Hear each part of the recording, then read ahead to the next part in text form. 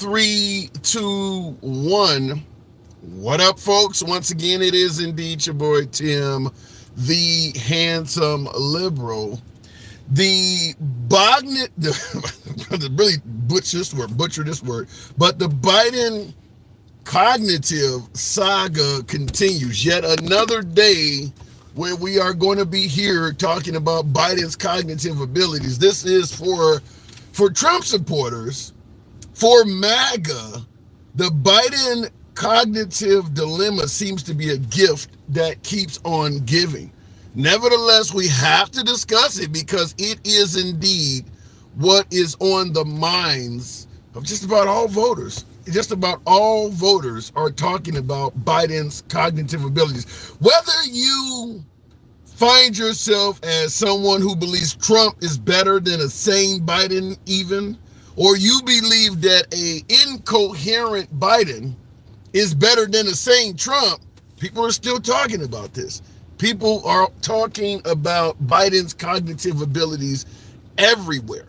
Added to the list, now George Clooney and Michael Douglas, two well-known Hollywood A-listers, are also indicating that Biden should back off his pursuit for the nation's highest office or re-election. So we're going to be talking about this from a standpoint of President Trump has challenged Biden to a second debate. Not in August, like almost immediately. What is it, September 10th? September 10th is the next debate. He's talking about basically now. What I want to ask you folks, particularly my liberals and Biden supporters that may tune in, do you think Biden should take him up on that challenge? Take Trump up on the challenge. Give Trump as many debates as possible. I wish I had to clip the cue up, but Trump had a rally where he did state that he's ready to debate Biden anytime, anywhere. He wants Biden to take him up on his offer. Also invited Biden to a round of golf. A whole different discussion. But fact is, Trump is coming across like an alpha male, just basically making Biden look weak, bullying the hell out of Biden. You know, kind of, remember back in the high school days, you hear the phrase, well, what you gonna do about it? That's what he's doing to Biden. So how does it make Biden look if he does not answer Trump's challenge? Considering how bad Biden's first debate is, do you believe that Biden should debate Trump again? Some are saying no because of how bad Biden did, but keep in mind, if the liberals want folks to believe that that was just simply a one-off, a bad day for Biden, he should be all over this challenge. Not only should he be all over this challenge, Novocaine, yeah! Thank you for the hat and mustache, appreciate it. Not only should he be all over this challenge, but he also should take it up, because if he does debate Trump and he has another bad day, it gives the Democrats or his own party more time to make a decision, as opposed to waiting all the way to September 10th. Now we're talking only, October, November, less than 2 months before the election.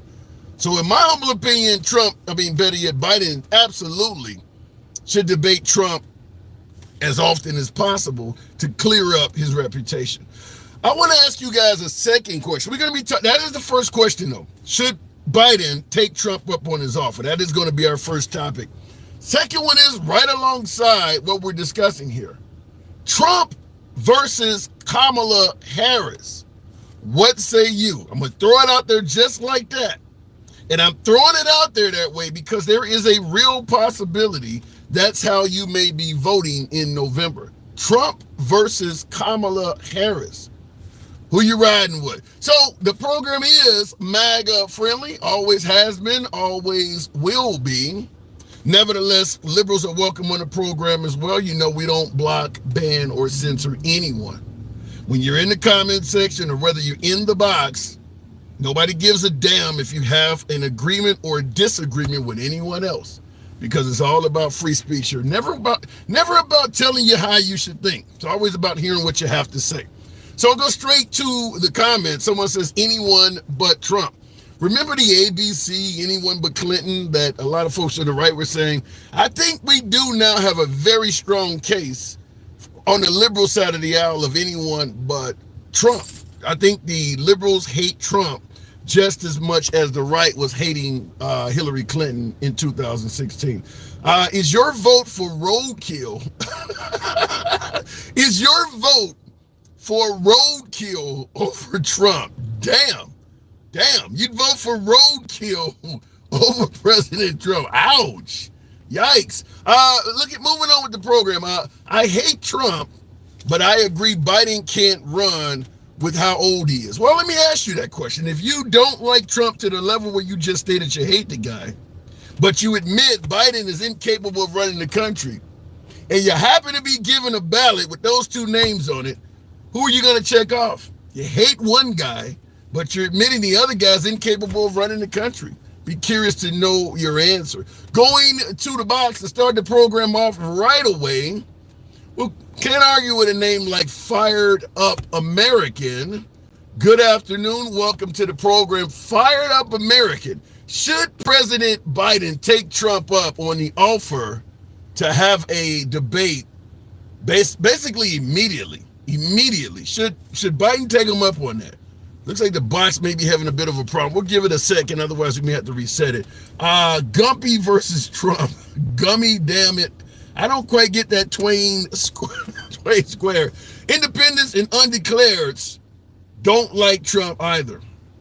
There are a lot of folks. Trump does have a lot of enemies, which is why I stated several times on the program, and I'll have to bring up another guest the minute the box resets. But I've stated before, I personally, and I know a hell of a lot of MAGA disagrees with me all day, every day on this, but I personally believe that if the Republicans had nominated Nikki Haley, it would be a landslide. I mean, Biden would already be in an unrecoverable state. Furback, appreciate that subscription extension. Thank you, Furback, for your support. Yeah, if they had put Nikki Haley in there as a moderate leaning right, I think it would have been over with. I mean, while a lot of folks really love and adore Trump, he does have a lot of unfavorables. I mean, there's a lot of things that are orbiting around him. Obviously, he has a record to run on. And if you favor his economy, his gas prices, and things like that, you can't ignore all of the chaos, the tweets, and the infighting that took place. Nikki Haley doesn't have any of that. Nikki Haley does not have all of those negatives orbiting around her. I do believe she would have probably been far more ahead of Biden in the polls than Trump. Going back to the box, don't know what happened with the last guest, but Snoop, shout out to the entire NWA posse. Good afternoon, Snoop. Welcome to the program. The box may not work today. Here we go. Snoop, good afternoon. What up? Hey, good. What it do? Not much at all. Nah, bro. Well, I mean, what did we learn from the first one? We got an old nigga that's lying, and you got an old man that's whispering with a stutter problem. I don't even think we need to even hear them even debate anymore. We already know Trump is gonna say, yeah, I had the best this, the lovely and the outstanding, and he speaks the same thing over and over and over again. It's working because it works. Yeah, when you got faithfuls, it doesn't matter what you say, right? So we're just going back to the faithfuls. Yeah. We need you to say something more, right? So you can get new voters, right? He's not saying nothing. Okay, so you're stating that he was in office. Okay, so you're stating that Trump is just going to exaggerate to some degree and lie, but you also said that Biden is almost going to be incoherent. So if you're handed a ballot with those two names, I didn't say he was going to be incoherent. He's just going to be your typical old guy that you're going to have to really pay attention because he's going to talk slow. But he also has a stutter problem that he's had his whole life. They say. Is that what you saw? Why do we always bring up his oldness? Did we just find out that what's the guy that just went to jail with all them kids? That Trump was all over his Yeah, talking about Epstein. It just came out. Talking about Epstein. Yeah. They just said his report came out and Trump is all over it. For all these Christians, right? Or that say the children, They don't want to believe that he was with children. Well, let me just say it. I think you got it right when you said they're not going to care. I don't think most negative. Yeah, they're not. Yeah, most negative, Yeah, most they're not. information that portrays Trump in a negative light, it bounces off of MAGA, so that ain't gonna mean much. Well, anything right now is going to bounce off both parties. Really, brother. It just doesn't matter. What now, as you said yesterday, we eat our own. Well, not me. I'm an independent. But Democrats eat their own. So we're going to hold whoever accountable on the left. It doesn't matter what you do wrong. They're going to hold you accountable. Now, on the right, they're going to make excuses for it because they love them. Right? And then on the left, we have too many, even like left, even what you are, and the independents, we have too many people we have to cater to. So, right? but let me ask you this though, as an independent yourself, if this is your choice, Trump versus Biden, where are you going? You going to sit it out? Of course you know where I'm going. Nah. Of course you know, because even if you don't like Biden because he's old, and even if you don't like, but I don't like Trump, right? This is my thing. If he they just gave immunity, right? And we're getting killed already by the police, right? If, let's say, for example, there's another Black Lives Matter thing, and Trump is in office, and he tells the National Guard to go out because he has mentioned it. Can we just shoot him? Damn. Right? And he go out and he just shoots a bunch of people at a rally. It doesn't necessarily have to be a Black Lives Matter rally. It could be at the border. It could be anywhere. He can't get charged. He can just do it. That would be an official act. So you're right. He wouldn't be charged for that. He wouldn't be charged. So isn't that scary that you're gonna have a man that's already was thinking it before they came up with this law? For this ruling. It's concerning, but I want to ask you, because you mentioned the police are already shooting us. I'm assuming you're talking about blacks.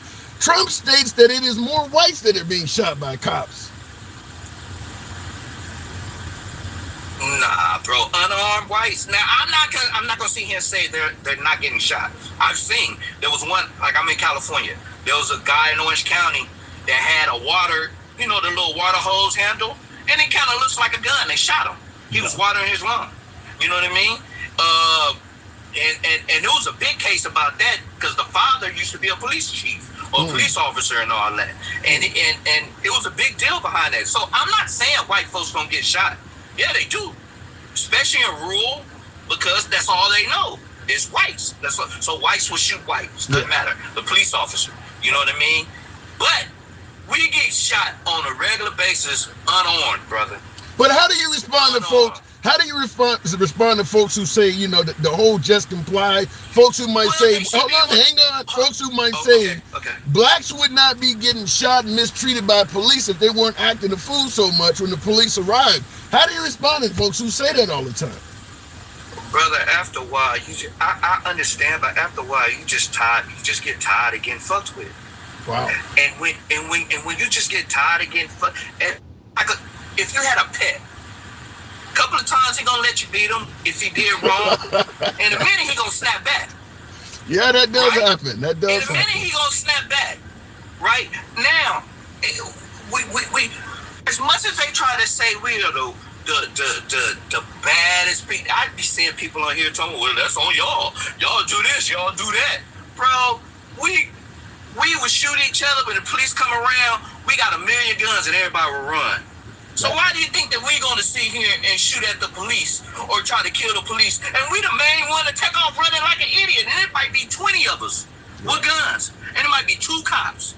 And we will run. Why? But that's not. Not to shoot. But that's no, not. Because that's we know not. damn well not to shoot at the police. We know not to, because we know when they catch us, we get thrown up under the jail and they're going to throw the book at us. Yeah, but that's not unique to blacks. I mean, the mafia didn't mess with police. Most criminal enterprises, true. What? The mob did. They did because they ended up linking up and paying off police officers in the same department to sit here and do things again. We don't do that. Yeah, we do. We don't do that. I disagree with that. I'll tell you this. Okay. Everybody in the hood, even from the 10-year-old on up, know where the drug houses are in that neighborhood. If the police wanted to take out drug houses, they could easily do it. The reason they don't do it is that, hold on, wait a minute, hold on, hang on, let me finish. Most drug dealers, even in the hood, the ones that deal at any level, they have police on the payroll. I mean, even in our neighborhoods, people are paying off cops. Not like that. Not like the mob did, though, brother. They paying off cops to not get caught. You know what I mean? Like meaning, we're gonna let you sell over here. Sort of like what was a movie with Eddie Murphy and all of them. Eddie Murphy, Richard Pryor. Yeah, you talking about Harlem Nights.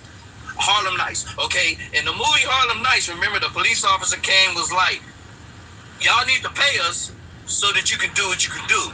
Not to try to hurt the police officers. That's what the mob used to do with the police. They used to get a crooked police officer to hurt another police officer. We doing it so that we can continue to do the crooked stuff that we doing. All right. Well, I'm just going to say that any criminal enterprise, if you want to be successful, you got to pay off the cops. I mean, a lot of the cartel members are doing it. I mean, if the blacks aren't doing it, then I mean that's on your ass. I mean, that's how crime continues to fester. Is you got to buy off the cops and the politicians. All the other criminal organizations do that. I got to move it on though, Snoop. Appreciate you coming on.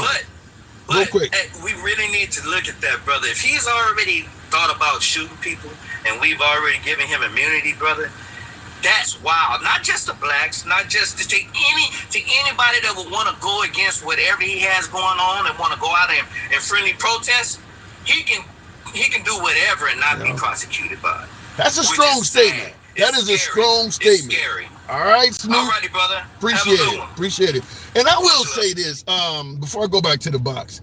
I'm not here to suggest that, Trump's going to become a dictator or whatever. But I will say this. The pieces are falling into place if he wanted to. I mean, and maybe he'll be a great leader. Maybe he'll, come in like last time and folks will favor the economy, things like that. And after 4 years, we'll move it on. Fair enough. But what I am suggesting is that the pieces are falling into place, that if someone wanted to lead this nation in the style of a dictator, it is becoming easier and easier to do, particularly with that colossal Supreme Court ruling. Now, this is in reference to my MAGA viewers. I understand you folks believe that all of the charges against Trump are bullshit and things like that. We can discuss that. But giving the president immunity to help him get rid of what you may think are bullshit charges opens up the door for a lot of bad leaders in the future to use it to do things that maybe you won't feel are trumped up charges. That was, in my damn opinion, because maybe you disagree, but I think that was the worst way to deal with Trump's charges. Certainly when you're calling things official duties, giving them immunity for that, and then not defining official duty. You open up the door for a literal Pandora's box. Looking in the comments, in 2023, the numbers were 282 blacks killed, 495 whites killed by cops, around twice as many whites. Well, even if your numbers are true, where twice as many whites are killed by cops, blacks only represent like 13% of the population. So there's like 4 times as many white people. But so per capita or percentages, there is a very, based on your numbers, there is a huge disproportionate number of blacks being killed by cops based on your numbers. I'm not even disputing them. 13% of the country is black, 13 to 15%. Like 60% is white. So you're talking 4 times as many. So that's a major issue. I think that definitely needs to be discussed. But I will also say this, because we're not really talking about police brutality today. And by the way, tap the screen, get the likes on up to about 20,000. Helps out the algorithm, brings in more MAGA. You know how the program is ran. We don't block, ban, or censor. All about free speech. We go left of Bernie Sanders to I'm having dinner with QAnon. So tap the screen, get the likes up to about 20,000. YouTube, feel free to smash that like button. Top 3 dots in your corner of your screen will give you access to the like button. 25 can be done fairly easy on YouTube. In regards to the notion that blacks get shot, less than white people. What I don't like about this stuff is anytime you talk about police brutality, the first thing people do is elevate it all the way up to who got shot, who got killed. Police brutality has an incredible amount of tentacles that does not involve somebody getting shot and killed. Damn it, George Floyd didn't get shot and killed. He didn't get shot at all. Rodney King didn't get shot. You can be brutalized really damn bad without the use of a gun. So I don't know why people skip all the way up to who got shot and killed. If a cop came up right now and dragged me out of my car and forcibly searched all my shit and said, hey, you look clean, take your Negro butt on home, that's brutality. No gun was pulled. A lot of folks get wrongfully searched, get their whole damn paycheck seized. I don't know about the white side of the aisle, but I know a lot of blacks do know people who have had things wrongfully searched, wrongfully seized. Happened to me, by the way, when I was a juvenile, and I don't have a criminal record at all. But I did have property wrongfully seized by the cops simply because I was in the wrong neighborhood in Milwaukee, Wisconsin. They made me come to the police station with a receipt and prove what they took from me was mine. So you don't have to be an individual that doesn't comply or break the law. I ain't done none of that shit, and I got stories. So I just want to point that out. Getting mistreated by the police, I would say probably 99% of the time doesn't involve somebody getting shot. It just doesn't. There's so many things that can be done to you that does. I mean, drugs planted, people have served prison terms. Nobody got shot. So that's just not enough information to jump all the way up to who got shot. Anyhow, going back to the actual topic, second debate challenge. President Trump challenged Biden to a second debate. Should he take Biden on? Going straight to the box, we'll go to Big Rex, one of my subscribers, friend of the program. Big Rex, good afternoon. Everybody's talking about the Epstein files. I have not seen that 60 Minutes. Are you there, Rex? I am. Okay. So do you think Biden should take Trump up on the offer? Yeah, if they allow him to use a teleprompter and all that and take notes and whatever. You want Biden to go out, wait a minute. You want Biden to go out there and have a debate, which is supposed to be a completely improvisation with a teleprompter and notes? Well, he got to have notes because there's no way in hell that man's going to remember everything that's going on. He's got people to take care of that stuff for him. Trump doesn't. You know what I'm saying? That's Trump anybody. doesn't, but Trump doesn't come out with a teleprompter and notes. Because Trump never says anything. All he does is talk shit. That's all he does. He don't need notes for that. Well, there's a lot of flies out there that like his shit, so I don't know what to say. I mean, he's doing very well. Yeah, well, that's true. Because it appears that he's doing well because you don't know where all these polls are being taken and all that mess. Yeah, you gotta follow him. Yeah. Yeah, But I got it's all a polled. waste of time. Yeah, I got polled by the Biden administration yesterday. I'm actually doing a video on YouTube about it, and they asked me some questions. And in my opinion, of course, you'll see the video. It says, I'm going to tell you how it's really telling that the Biden administration may be in trouble. I actually got polled by him. So you're talking about notes in a teleprompter. So at the end of the day, you're admitting Biden might not have the cognitive abilities to do it without all of these extra assistants. Well, okay. See, that makes it sound pretty bad. That's anybody. That's Okay. anybody. You can't remember everything. He's actually talking about stuff that matters. And Trump Teleprompter? never talks about any of that. Okay, let me say, I'll give you a fair point. Certainly notes, I don't have a problem with that. Every time I'm debating with you guys, I got notes and pens, pads in my car all over the place. However, And I know you're intelligent. yeah, but however, a teleprompter opens up the door to somebody maybe telling your ass what to say. I don't know about a teleprompter. Well, yeah, that might be a little much. Yeah. I mean, what's the next? You need an earpiece? He has to have notes, though, because, okay, when they have debates, I guess they tell them what questions they're going to ask. Trump never answers any of them. He immediately goes into some other dumb shit. Biden has to remember. He's got to at least have some kind of notes because he ain't gonna remember that. Well, but here's how you deal with that. Because obviously I talk to you folks all day, every day, once a day or whatever the hell it may be. And people divert, people deflect when I talk to them. If you're debating somebody, it is your job to point out that they're not answering the question or they're deflecting. If Biden is not doing that, you can't really blame Trump for trying it and getting away with it. That is Biden's job to point out, whoever the moderator is, George, he didn't answer your question, and this is why. That's all you got to do with that stuff. And then the next time you speak, there's a reason, George, why he's still refusing to answer your question. And the American people, you guys need to realize this is what is going to happen if you realize. That is all you got to do to handle that. Just keep pointing it out every time he deflects. I understand that. But that first debate, I think what happened, Biden could not believe that motherfucker so ignorant to say shit he was saying. He threw him totally off his game. He just totally forgot because he's thinking about what was said that had nothing to do with what was asked. I don't know. You can't be throwing off your game, though. I mean, that's what debate. And here's what makes it look bad. Because I was gonna say that's what debate prep is about. But what makes it look bad on Biden is that there were reports that Trump was not even prepping for the debate, and they actually sequestered Biden away for like a week or two and prepared him for the debate, and he got out there and did that shit. I mean, so it makes it look even worse. I've been thrown off my game, and I know what I'm talking about.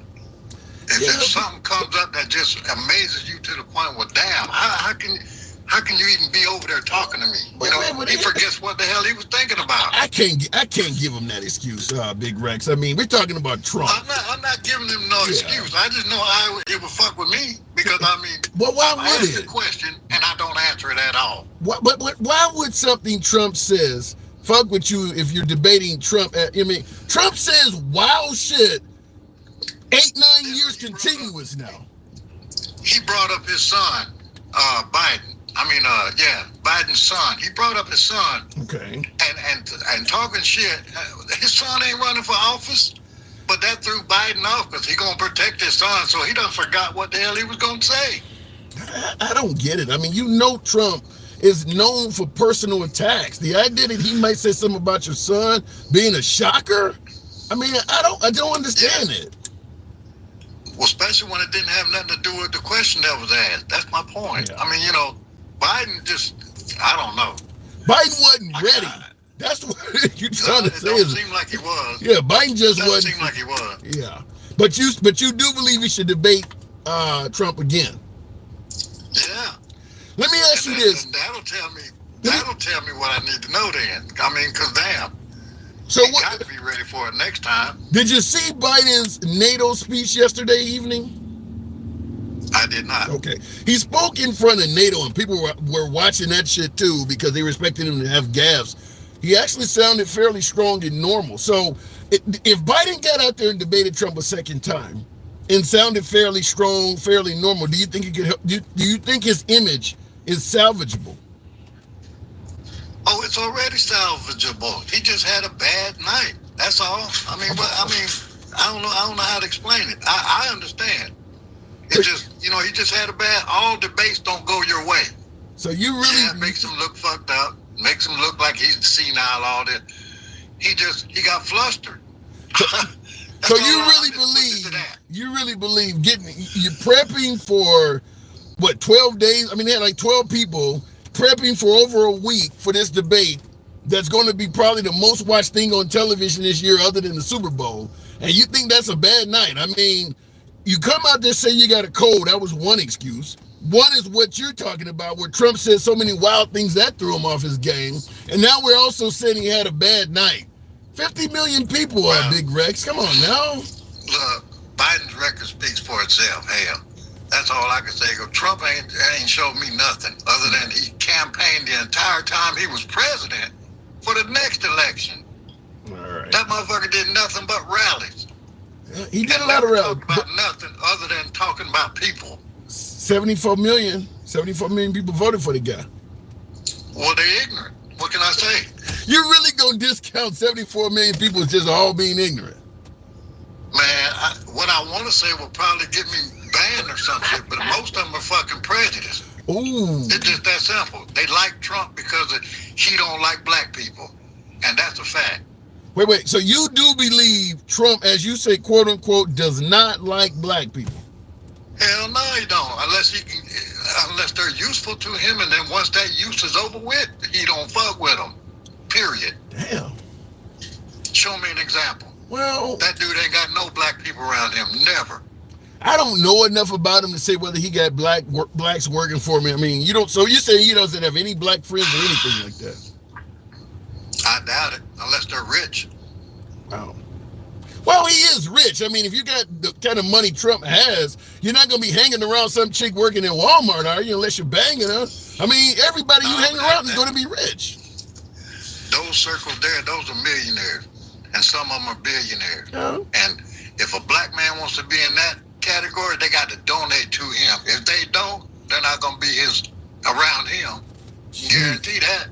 All right, Big Rex. Real quick before I let you go, Gen X on YouTube. Thank you for the super chat as always. Gen X says y'all need to quit selling dreams.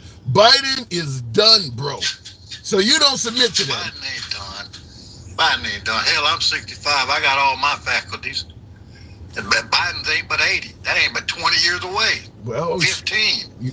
Am I gonna go downhill that fast? No, the man he's old. So what? Right. He got people that do things for him. He don't have to micromanage everything, you know. So you feel you do think that America will be fine in the hands of Biden for 4 more years? I do, because he's gonna have a vice president. All right, well said. Appreciate you coming on, Big Rex. As always, good talk. Man, I appreciate you, brother. Have a good day, man. You too. I'll be here. All right, appreciate it. Thanks for the support. Right. Moving the program on. 81 million, my ass. Cheating, dead votes. Oh my God, Democrats don't live in reality, says Paul Thornley. All of this about the notion that the Democrats didn't win the 2020 election, or as you're pointing out, dead votes and all of that stuff. I'm going to say what I say all the time. Show me the evidence. Show me solid evidence that every dead person that voted, every illegal immigrant that voted, every polling place that closed their windows or made you stand back 25 feet so you couldn't see what was going on. Show me evidence that they were cheating on behalf of Democrats.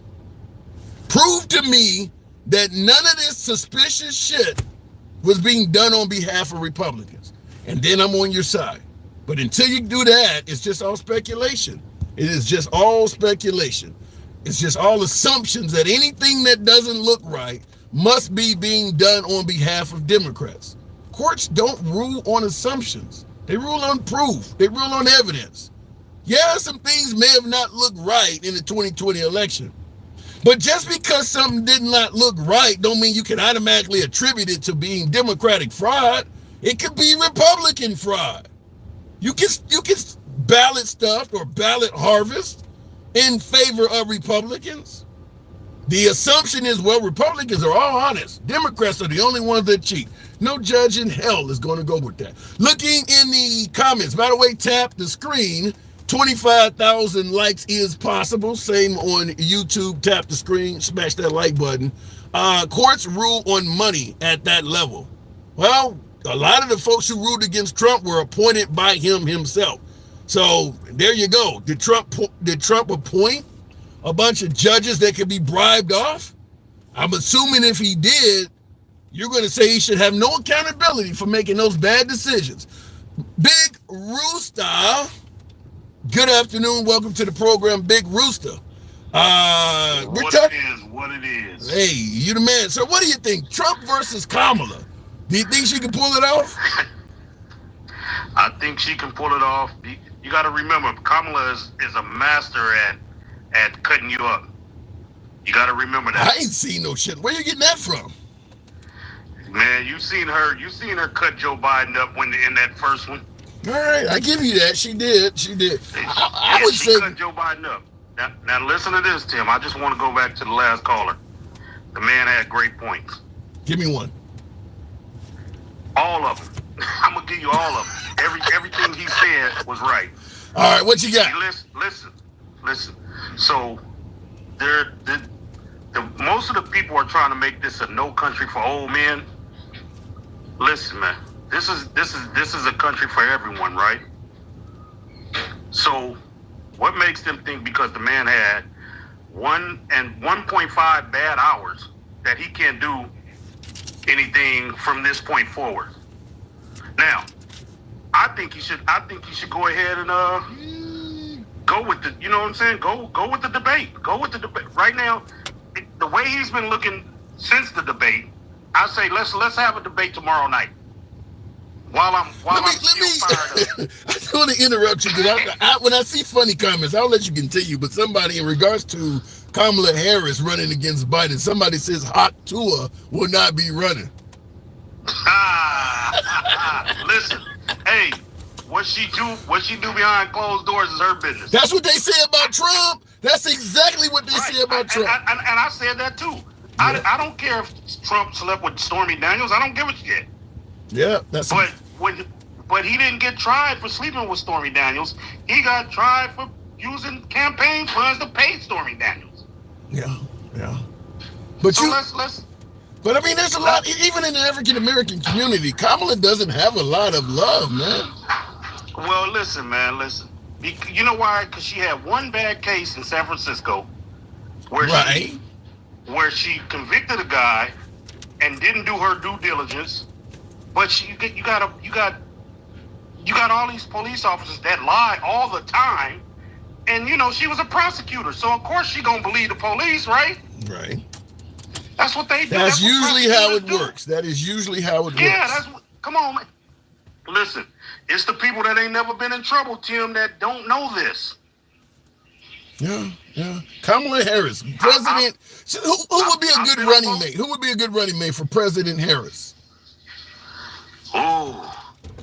Ooh, Jasmine Crockett. Bleach. No. What are you trying to turn this? You trying to turn the White House into midnight? Listen, man, I'm just telling you, I want everybody to get cut the fuck up. Oh my. Anybody say something stupid, we gonna start off with Kamala, and we gonna let Jasmine finish them off. You talking about bleach, blonde, butch built bodies? Oh that's exactly God. What I'm talking about. No. I'm talking about big eyelashes. You can't see nothing through the eyelashes, but she can cut you the fuck up. Why don't you just go to the WNBA and get Reese or one of them chicks? You don't do that. let me just say this. I actually believe, and I know MAGA is really going to go ape shit with this, but I believe, and I see you Gen Xers saying the only thing Kamala's pulled off is her underwear. Damn, Gen X. Hey, listen. I bet you she pulled them off for him. He touched that. Yeah, she's hot. I got a picture of her. Exactly. I met her, so she's hot. So you know how I feel about him. He needs to just shut the fuck up and have a Coke and a smile. That's what Gen Xer needs to do. That's what he needs to do. Oh my God! And I see you in the comments, Gen X. I don't even want to read that. You talking about me drink what I'm drinking here in my can? I'll go because I see a few folks are making fun of what I got here in my hand. This is it's some funny shit I bought on it on Facebook. It goes over a can. So, but anyway, and I saw that, Gen X. We're not talking about Tim drinking breast milk. But in regards to Kamala, because I know a lot of MAGA's not going to like what I'm going to say here, but I think with the woman's vote being incredibly up for grabs with the abortion debate, Gretchen Whitmer from Michigan, I think would be the best running mate for her. Gretchen Whitmer. A lot of people I like Gretchen. Yeah. I still think Gretchen should still go after all those dudes that tried to kidnap her. I ain't gonna say the rest of what I want to say. Yeah, it was. But you know what I mean. Yeah, I know what you mean. Tie them up by the nuts and just let them hang for a while. That's all. That's it. That's all I want to say about them. But anyway, listen, man, Tim. To your main point, I think Joe Biden should actually go in for the rematch. He's fired up right now because he has not only the Republicans against him, he has the Democrats against him. Go in there and eat Trump up.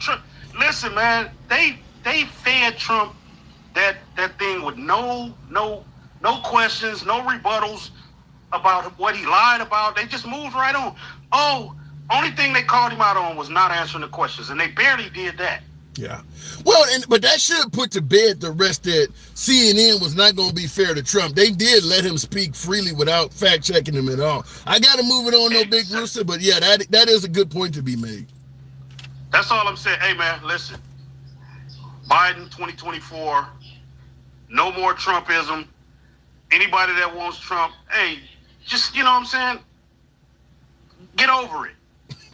That ain't going to happen. That ain't going to happen. Appreciate it, Big Rooster, though. And yeah, Trumpism is not going away. It's just, in my opinion, MAGA formerly was known as the Tea Party. That movement is still there.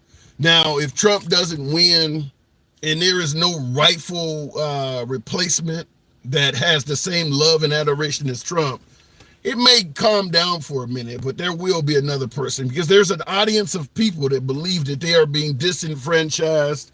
They do believe in the deep state in globalization and things like that, and they don't believe that they are being heard. They don't believe they're being heard. So you need somebody that can speak to that crowd. So that's not going to go away. I just don't think MAGA or the movement is going to go away. In the comments, Handsome going full Homelander with that drink. What's wrong with that? What's wrong with a little bit of that? I think most guys like to nurse, don't they? Or at very least simulate it. But if you're going to get a little bit of good nursing, and I always say it's best to do it from the actual container, if you know what I mean. Looking in the comments, so somebody stated, when I mentioned Gretchen Whitmer being a running mate for Kamala, and this isn't MAGA, and this could be a legitimate point some folks may think, that two women would not win. I could see that in many environments, but now that a large portion of the female voting base believes that their reproductive rights are in danger, I'm not confident of that anymore. I do believe that Gretchen Whitmer and a Kamala Harris team would get a large percentage of the female vote. And I agree with your point often that it would be difficult to get two women through, but because women it is a large group of women that do believe that their reproductive rights are on the table. I do believe that they could do it. I do believe they could actually get a lot of votes. Would they win? I don't know, but particularly down in the South, because folks say, well, they're not losing rights. It's just being handed to the states. Well, in the states that are taking those rights away, this will be a tag team for your ass. Okay, yeah, if you live in Florida, you're not losing rights. You can drive a couple thousand miles and go somewhere else and have an abortion. If you live in Galveston somewhere, yeah, you can drive up to Illinois or over to New Mexico and have an abortion. It's not taken away. It just costs you a couple nights on the road, maybe a few extra $100, maybe a day off work and a few other things that may or may not be affordable to you, but you can get it done. I do believe that a female tag team in those areas would be a pretty strong contender. Looking in the comments, though, by the way, tap the screen. Get the likes on up to about 35,000. 800 plus of you in here. Wear a condom, says Tony Lane. Okay? So in other words, we're going to ban abortion. And if you don't like these laws, then wear a condom or use birth control. That way you don't fall into this scenario. Well, first of all, no birth control is 100%. No birth. So what happens if it breaks? Well, we actually told you, okay, if it breaks, then so what? We're still going to say screw you. I mean, that's the law. That's the law in those states. If you wear a condom and the condom fails, you're still in the same predicament as somebody who didn't. Too much emotions in the White House. Has there ever been a time when there was not? They're trying to ban that too. Are they trying to ban condoms? No, say it ain't. Say it ain't so. They're not fucking with men. They're not going to ban condom. Now, the female condom they may take away. I do believe it's more aggressive towards women than men. But maybe I think they took away. They were going after in vitro fertilization or something. I mean, that's actually could affect a guy too. Because maybe a guy has a wife that can't produce or something or can't do it naturally. So yeah, taking away condoms, really? Wow. Right to birth control. Stop using abortion as a birth control. There's a lot of anti-abortion folks out there. A lot of folks out there. But I do believe though, the overwhelming majority of Americans that have a really tough stance against abortion are men. It's mostly men. There's some women, but it's mostly, by far, it's mostly men. People who don't have to go through the process of childbirth. Going back to the box, Robert Porter, good afternoon. Welcome to the program. I think being against abortion is against the fundamentals of conservatism. No, well, being against the abortion is not against it. It is one of the fundamentals. It's part of it. I mean, if you're an evangelical, it's kind of what it is, ain't it? Robert, good afternoon. Hey, how you doing, man? I'm doing good. It's been a minute since I talked with you. But you know what really kills me? I sit here and I'm listening to these people talk. And they're doing this, they're saying the same thing that they call out on Mega. This man could probably go out in the street, smack somebody, a woman, and still they want to vote for him. This man said black people ain't black if you don't vote for me. He's done so much racial stuff. This man, now you're talking about Biden. Just to be clear, you are talking about Biden, correct? Yes, Title IX, where you're allowing men and women's bathrooms. I mean, and these people still want to vote for this man, no matter what. This man's up on the stage. You know what I called that debate? I called that an elderly abuse. That's what I call that. Wow. Man is up in age. Sure, he can still talk and communicate, but it's obvious there's some things not quite right with him. And these are the years this man should be relaxed at home with all the millions that he. Well, wait a minute. If you're going to say, I don't disagree with you on this. Is the years they should be chilling and relaxing with all the money, but that's going to apply to Trump too, Robert. I mean, Trump should be relaxing at home somewhere too. Absolutely, he should. Yeah. But the point I'm trying to make is, no matter what he does, when he said that, can you kill your ringer? Your ringer's loud. Kill your ringer. Okay, go ahead. I'm sorry. The first thing I heard when he said, if you don't vote for me, you ain't black. I said, the black community was like, oh, well, he apologized. Then now the debate, the man didn't do so well. We all know why. I mean, it doesn't take a rocket scientist to figure out there's something wrong with him. And I'm not bashing Biden. I'm actually the one that would say, hey, man, it's time to retire, brother. You know what I mean? To take it easy. Well, let me say a few things. First of all, the vote for me or you ain't black thing, a lot of African Americans did have an issue with it. And yeah, you're right. He apologized. I mean, at the end of the day, was his apology authentic? Yes or no? We can go back and forth with that. But I think what's benefiting Biden in regards to that stuff is he's running against Trump. And Trump has said stuff similar. Trump has said and done things that the black community do not favor and believe is racially based as well. It's just that Trump and many of his supporters dismiss the things that blacks are complaining about on Trump, but they can see him clear as day when they're on Biden. By the way, Trump also stated, if you are Jewish and you don't vote for him, it means you hate your religion and you hate Israel. That's saying vote for me or you ain't Jewish. I mean, he's basically said the same thing, but I do get your point. Ansel, the reason why they got to back up Israel, the bottom line, because the Roth family built Israel. The Rothschilds, they're the ones that built Israel. They're one of our top elite globalist people that control the banking system. Okay. Of course, we're going to have to follow behind and take care of Israel. But do you realize, going with your logic of why Jewish people should definitely be behind Trump, you realize how much of an argument can be made?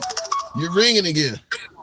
Yeah, I'm sorry. Okay. Do you realize I didn't get one phone call the whole time I've been sitting there listening. You put me on here and I get 10 of them. It happens sometimes. But the argument you made of why Jewish folks should back Trump, there's a hell of a lot of blacks that can make the same argument in defense of why you should vote for Biden. They can use the same stuff you're saying for Jewish people need to be behind Trump for why blacks need to be behind Biden. Well, you know what? That's the thing I'm saying. Both sides are saying the same thing. Right. Like in the debate, oh, he was sick. People make excuses for the dumb shit Trump says and does, the mega does, and Biden supporters do the same identical thing. Yeah. But yet, they're hypocrites because both sides trying to call it out on each other. You understand? When both of them... And somebody wants you, man. You sure you need to be on here? I don't want somebody to be dying. I'm telling you, I ain't had a phone call in 3 hours. I get on here with you. But it's just, the reality of it is that Biden needs to retire. Okay, Trump probably does too. You know what I mean? That's a fact. I agree with you on that. Let me ask you this now. You are voting for Trump. Hanson, the only way we're going to get control of our government again, the only way, is term limits. We have to have the control. We don't have that. We've gave it away over the years with the fear mongering of Bush, you know what I'm saying, and all these presidents saying that, weapons of mass destruction. We didn't find any. But Robert. As soon as the government took Saddam out of office, the whole Middle East fell apart. I think here's an issue though. Can we ever get control of our government back now that we've given presidents a wide amount of immunity? I think that time may be over with. Well, they had to do what they did they had to do that because they'd open up a Pandora box. That means they could go back and they could charge Bush, they could charge Obama. These people, presidents, if he didn't get the immunity, this immunity case just wasn't the Supreme Court ruling for Trump. They were ruling for every president that's ever been in that seat that's done things in the presidency that normal people would have found to be a crime. So how do you respond to folks like Judge Sotomayor, who clearly knows the law, stating that ruling now gives the president the power to use SEAL Team 6 to take out an opponent? How do you view that? I don't feel like that would be the case. I think that's over-exaggerated. She's one of the 9 justices on the court, Rooster. But the immunity's limited. It's really limited. Trump couldn't go out here as president and walk down the street and just because he's president blast somebody. How do you know? How do you know? Keep in mind, here's the problem, and I see in the comments, Big Rooster says Trump will never apologize or address anything he says wrong. And I gotta admit, I don't think I've ever heard Trump. Only thing I've heard Trump apologize for was they grab him by the you-know-what table. Other than that, he does not apologize. So that is. No, he doesn't apologize. You're absolutely correct. Yeah, that's a problem. What it is, I don't know, but he don't apologize for anything. Yeah. That he says or does. And that's at the end of the day, I'm looking for protection. I'm looking for security. I'm looking for the future of my children. And I don't see that in Biden. You understand? And I don't believe that he's a strong enough president, especially at this point in his career. See, what we need to do is get rid of people like him. He's a career politician. We don't need career politicians in office. That's where we went wrong. Because the longer they're in office, the more rights they take away from us. And that goes for the Republican Party and the Democratic Party. But you also got to understand, I hear people say, well, the Republicans don't ever do anything for us. You're not their constituents. You don't vote for Republicans. And if you keep talking like that, they never gonna vote for him. If you as a Republican, hold on, hang on a second. By Republicans. Basically, what you're saying is, if you don't do nothing for me when I get in office, I'm not gonna do anything for you. That guarantees you're not gonna get the vote. Well, what I'm saying is that's how it's been for hundreds of years. Okay. Look what the politicians are doing. They're telling you what they're going to do for you, but yet the whole damn time they're taking money from big pharma, big corporations, and litigating what they want done, what they need, laws they need taken out of the books in order for them to operate at a cheaper, cost, or they're trying to push a competitor, someone like, for instance, marijuana. Why do you think it took so long for marijuana to be legal? They're making money because it was going to take money from the pharmaceutical companies. Right. But how do you feel? You're mentioning the weed industrial. You're mentioning how you feel about Trump, protecting the country and your children versus Biden. How do you feel about the fact that obviously women's reproductive rights have been lost in probably half of America, damn near, and now they're forcing Christianity on kids against their damn will? How do you? Literally shoving it down their throat. How do you respond to that? They're doing the same with transgender in the LGBT community. But you're deflecting. But now you're deflecting. But you're deflecting. I watched the parade where they dressed up little kids like. But hold on, hang on, Robert. You skipped right to LGBT without saying one damn thing about my question on Christianity. All right, give me that question again. And I'll give you that. How do you feel about the fact that they are literally shoving Christianity down the throats of children against their will? How do you figure that? They took it out of schools? No, they didn't take it out of schools. They're putting it in schools. Where are you hearing this at? In Virginia, my children go to school. They're 11 and 12. They're not taught. But also in Virginia, we have abortions. And that's the other thing that you asked me about. Let me clear it up. Hold on. You obviously don't understand my question. In Oklahoma, they are now forcing teaching of the Bible to be part of the curriculum. So if you're a Muslim child, you're a Jehovah's Witness child or whatever, you now have to read the Bible as part of the curriculum in schools. How do you feel about that? I'm okay with it. Because for the simple fact they got sex education in school, and I believe that sex education is a responsibility of the parents. Just like your religion. Them children can still go to school and they can promote whatever they want at the school. But if you're strong in your religion and you have a foundation at home with parents that actually teach you their way, then whatever the school is teaching you doesn't even matter. Why does it have to be only Christianity? We're leaving the school to teach our kids. We don't need to leave the school to teach our kids. We need parents to teach their children. And the parents aren't there today. Why?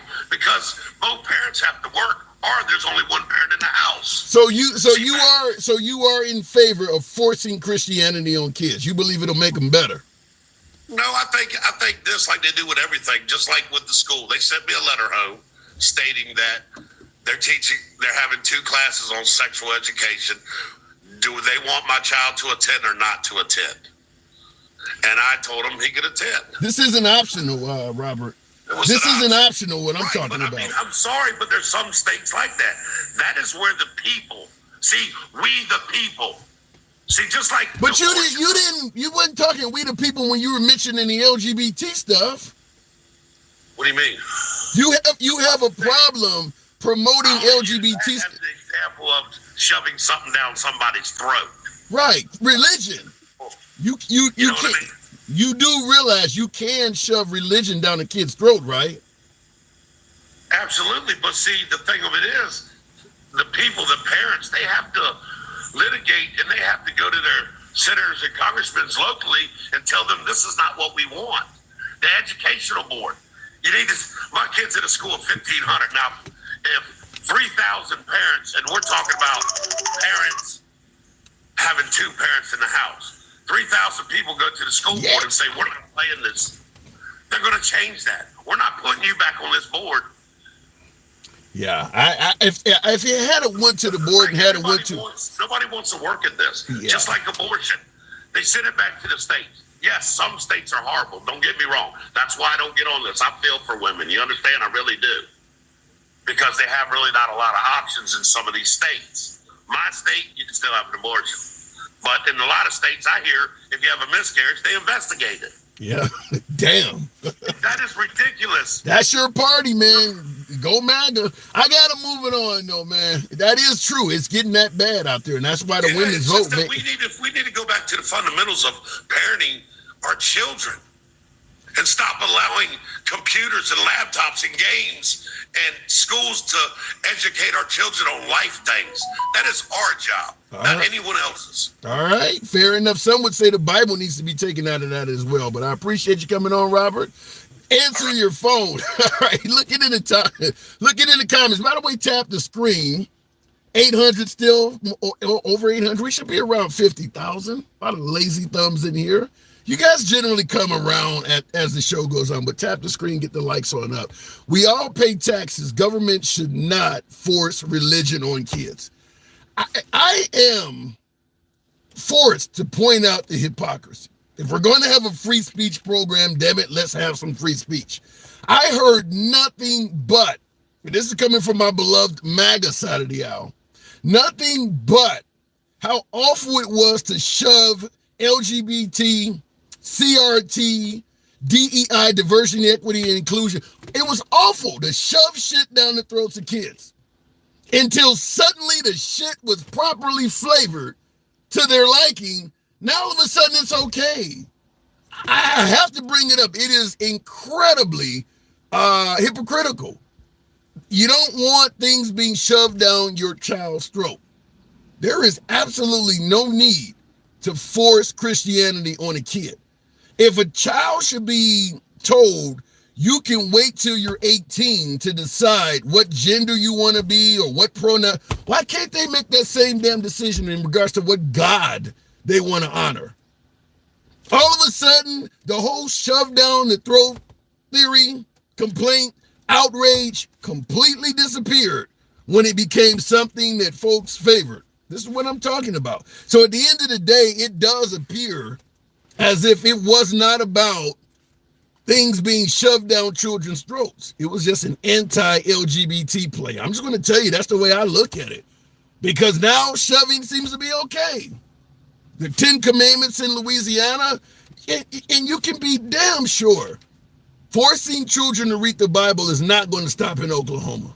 It's not going to stop in Oklahoma. If the Supreme Court, which this will go to, if the Supreme Court okays that, you're going to have a host of states forcing Christianity down the throats of children. And all of a sudden now I'm fine with things being shoved down children's throats.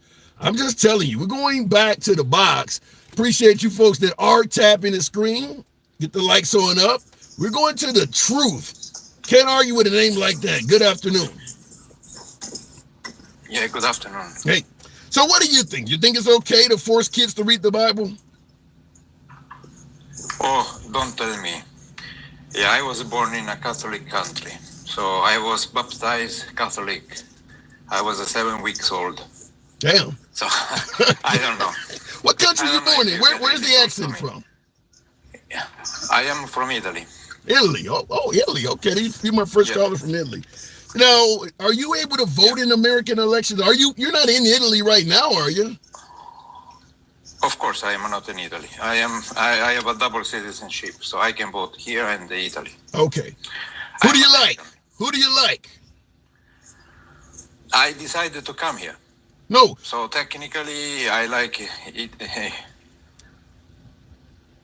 Technically? I like U.S. No, I'm asking. When I say no, not countries. I mean candidates between Trump and Biden. Who do you like? Oh, of course. I come from a country where I have already seen a candidate like Trump 30 years ago. It was a Berlusconi. He was a supposed, allegedly businessman with a lot of debts, lying to all Italian people and having his hand all the information media. And after 30 years, he destroyed my country. Damn. So what do you think I'm going to vote here? But do you think Biden, folks are saying that Biden is so old, doesn't know where the hell he's at, can't put together a sentence. Do you feel confident with Biden? Your question is legit, and I understand exactly why you ask me this. But, you know, what we have to understand, what is it actually democracy? Is participation first. And when we decide to vote for someone, we have to understand first his program, what he wants to do. And then we have to understand if he really wants to, if he is able to do, okay? Because the election is not a game, is not a reality show, is not a football game, you know. The election, the people, the politicians are decide our life. They can decide in a policy the death, the life of a people, okay? Right. Think about that. So you do see Trump. You do see careful. You do see Trump as a threat to the sovereignty of this nation or to democracy. I have seen already in the last 4 years. I mean, when he was elected. Give me some examples. I've seen. Okay, I have seen the ways he was treating the LGBT community. And also okay, I am from Europe, so I am not really good to say black as a word, so forgive me if I don't black word does not come very well from my mouth, okay? Yeah. But anyway, I didn't like as he treated black people. And also I didn't like as he treated Latino people. Wow. So, and I am really very surprised that they did not understand that. So you believe that you Because see it was Trump clear. as, you don't like the way Trump treated the LGBT, black, or the Hispanic people. Wow. What did he do that was so bad Yeah, to I don't him? like as he treated the minorities. Minorities in general. Okay. What did you see where Trump mistreated minorities? Because some folks are suggesting that Trump did a lot for minorities. Trump claims he's done more for minorities than President Abraham Lincoln that freed them from slavery. Of course, the interesting thing is that I am already vaccinated against the people that say that they do things. They just say they do things. They just say, but they don't. Right. And the people believe them. I already have seen 30 years ago. Okay. Wow. I know already this kind of guys. And I'm really surprised that the people, Latino, people from Cuba or from other country where they're really suffering are coming here, they get this guy and they believe that he's God. I cannot understand them. They should be more smart than this guy. Well, they come from They Cuba. already have You been mentioned, suffering. yeah, they come from Cuba or they come from Venezuela where they were escaping a socialist government, and they believe that the liberals are the party that's promoting socialism. So they see the Democrats as trying to take them back to the land of Hugo Chavez or Fidel Castro. So they vote Republican. Because they don't know what does it mean socialism, maybe. Yeah, and I think that has a lot to do So we with should it. teach Yeah. them what is it socialism. For example, when I talk about what's happening in Europe, I lived in France, I lived in Germany and Japan, and there is healthcare and education as a okay. When I explain to people how the things is organized over there, they tell me that it's socialism. It's not. People does not understand the word socialism. How did you fare, though? Because folks always say under Trump, the economy was better, their gas prices, they could buy groceries, you didn't have a lot of global conflicts. How did your life fare? Appreciate those shades and move. Thank you for those roses. How did you fare under the Trump presidency? Because you were here during that time, right? Yeah, I was here. I'm here for 15 years now. Okay. So we are talking about the famous first 3 years of his presidency, correct? Right. 4 years. When you say that the low price, okay. So 4 years, okay. So tell me, you are a person that is following the politics. Tell me what did Trump to make the price of gas lower and inflation lower and the economy better in these first 3 years? Tell me. Well, they're going to suggest which policy? Well, not policies, but they're going to suggest policy? that he was making deals with OPEC nations. He was willing to drill. The policies are murky. Many say there are no policies at all. Wait. You said something. You said that the deal with the OPEC and okay. Do you remember what's happening with that deal? Actually, he created a lot of bankruptcy on American oil producer. Okay. You know that? You know what? The thing about it, he actually. Go ahead. So he actually he didn't help the economy at the time, even with that idea that you have more gas, you have drilling more, and you decrease the gas price. I mean, okay, you have to understand. I feel very uncomfortable to live in this country where there are people that believe that this guy is smart. He's not. Well, he got 74 million votes. I am not. I came to this country after I was sent here a long time ago by my company for a couple of years in 2000, just as an expat. Then I saw this country and I like it. I said, okay, I want to come back, and I decided then 8 years later to come back forever. But was my expectation to have a country full of technology, smart people and other things, but it's not. It's not. And I'm very surprised about this. Right. And I can understand that. I can tell you which is the cause of this. Is the cause of the way as your education system is organized, and the way as you really people that accept that an healthcare that is governed by private company. Yeah. Everything is for profit in America. Everything is for profit. Yeah. I mean, just have a look. What's happening in other countries? Think about Singapore, Taiwan, about healthcare that I think they have the best. Think about the education in Europe also. I mean, there are. I gotta move it on, but I'm not I gotta move it on, but I'm not disagreeing with you. We gotta understand, in America, we are more focused on profit than any other stuff you're talking about, whether it's our kids' health, whether it is, Americans having freedom or happiness. In America, the number one focus is on profit. So unfortunately, a lot of the things you're talking about, including the happiness index in this country, takes a back seat because it's all about making money. A lot more folks would rather be unhappy and rich than a little bit less rich and happy. So that's how our country is ran. I got to move it on, Truth. I agree.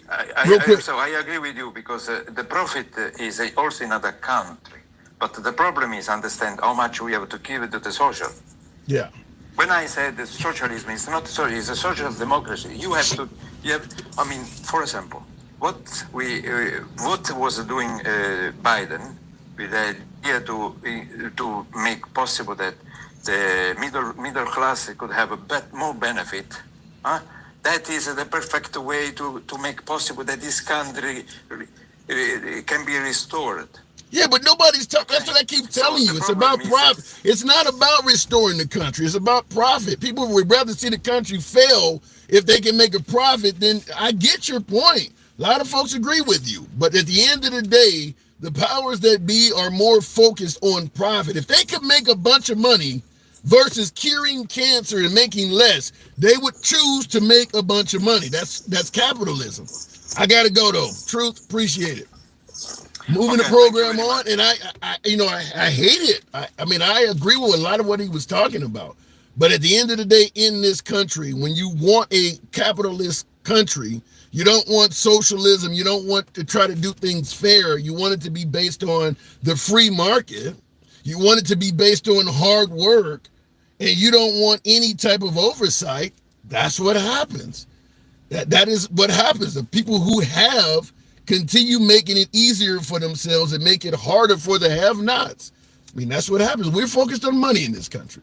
I don't care, because my last guest, before I move it on, talking about making the country better. Almost everything you name, everything you can think of that may help out the less fortunate is met with one simple phrase: who's going to pay for it? Because I don't want to help them. I don't want my money being used to help them with that or this or that. Who's going to pay for it? So it's about making money. Nobody gives a damn about helping strengthen the country and make the country better. How can I make a profit? I'd rather do that. That's how our country is ran. Going back to the box, and I see somebody said I do. Yeah, but not enough of you exist. Moo, the tuxedo cat. Good afternoon, Moo. Welcome to the program. I think I had a progressive on last. Did you? No, I don't think you did. Well, yeah, you did. Yeah, no, I thought you meant Robert, man. And Robert, no, Robert was. Robert, listen to me, man. The reason they teach sex education in school is because kids need more information than you put your wiener in there and a baby comes out. Kids need more than that, Robert, okay? That's why you're not qualified to teach kids about sex education, right? They're not teaching your kids which position is best, my dude. I bet you can't even name all the parts of the female reproductive system. That's why your kids need to learn sex education in school. The only thing you know about vagina is your wiener goes in it, my dude. That's about all you know, okay? Oh, my God. I should have brought you on right after, Robert. So, I mean, because do you see what I'm seeing, though, when I say it is hypocritical to complain and bitch about things being shoved down a kid's throat, but then the moment they do Christianity that way, the complaints go away? I mean, Robert should go after the Catholic Church because they have been shoving bad things down kids' throats for like thousands of years at this point. So while Robert worries about silly little bathroom incidents that don't happen, you won't ever hear him criticize the Catholic Church. Yeah, that's where Robert stands. Yeah, I've brought that up as well, that if you're going to attack the LGBT community for them being harmful towards children, while at the same time defending Catholics, Mormon, and Lutherans with their actual documented history, extensive history of abusing children, it doesn't make sense. Yeah. No, and nothing the man says made sense other than his corporate donation spiel, which he was 100% right about, because that is the biggest problem in your country, right? Other than that, he wasn't really right about much of anything. So. All right. So Kamala versus Trump. What say you? I don't want it. I want Andy Beshear. Andy Beshear is a much better candidate than Kamala Harris. He's more progressive than Kamala Harris. He will much better than Kamala Harris could ever pray to, because he's a governor in Kentucky who won the executive office twice in a deep red state, and he's a Democrat. That's how I know. Well, I'm saying that because Kamala really we've seen the fire come out of Kamala when she accused Biden of being a racist. It's in her. She just hasn't been challenged like that.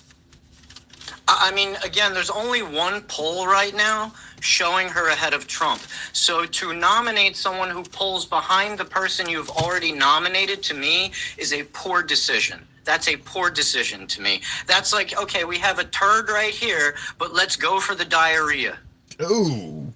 So how could this be done? I mean, because the normal process is for Kamala to be promoted if Biden can't do it. So do we just appoint somebody that might? That's not the normal process. No. The normal process is to hold an open convention, and then the strongest candidate emerges out of the convention. And that's how it's been done all through history when parties have had problems with their presidential nominee. That's what the party conventions are for. Wait a minute, you're saying they've been turned into marketing. Hold on, you're saying if something happens to Biden, Kamala doesn't automatically get promoted. It is a convention that does it. She shouldn't. You should hold an open convention. But that's not the rules, though, is it? Decide who the strongest can. As far as I know, you hold an open convention, and the delegates decide who the strongest candidate's going to be. That's how it's worked in the past. That's the whole point of the conventions. It's not so that you can get together and party about who you've elected for president. It's so you can determine if that is the strongest candidate or not. That's exactly what conventions are for. Well, let me say this. I would agree with you that it should go before a convention or let the Democrats decide. But I believe the actual process is that Kamala gets the job if Biden doesn't make it. I don't think that convention. I mean, maybe I don't know. I've never heard anything like that. All I know is when the president passes away, the vice president takes over. I don't think there's any rules or standing that says if the president's not able, the person who was picked for vice president takes over the campaign. I've never seen that before. Yeah, I'd have to look that up, but I do believe. I mean, every talking head I've heard, from the Jeff Stephanopoulos on down to even the pundits at Fox, I do believe they're all saying that Kamala gets elevated. I don't think it goes back. I mean, let's say for instance we decide that. I mean, we're gonna credit the pundits. No, hear me out. Let's say that all of a sudden we wait till October. Let's say we wait till October to decide that Biden ain't the guy. You don't have time for all of that. I don't. Well, then why would they place the conventions where they do? I've heard this before. If you feel you don't have time for it, then why do we have a whole democratic process set up in that timeline? I don't think that's a very good argument, to be honest with you. Because that's what conventions are for, right? There's people in the chat saying no, but that is what conventions are for. That's literally why they were invented. So that you can get the strongest candidate possible. That's the whole point of a convention. So people in chat can say no all day, but that's what they're fucking for. Right. So if there's not enough time, then why are they set along the timeline that they're set on? Okay, I'm going to go ahead and plead ignorance on this one. I'm really curious now that we've had this conversation. But what I want to ask you also is, Trump has challenged Biden to a second debate before September 10th. Should Biden take him up on that challenge? I'm sorry, a debate? Yeah. Who? I'm sorry. Can you repeat the question? Trump has challenged Biden to another debate before the one they have scheduled on September 10th. He wants to debate him immediately. Should Biden answer that challenge? God, no. No, dude, no. See, the problem, and this is why Democrats don't have the right perspective on this, my dude, right? Here's the problem that they're having right now. You guys are not going to decide this election. MAGA, you're not going to decide this election. Low information, independent voters are going to decide the election, right? The Democrats are already voting who they're voting for.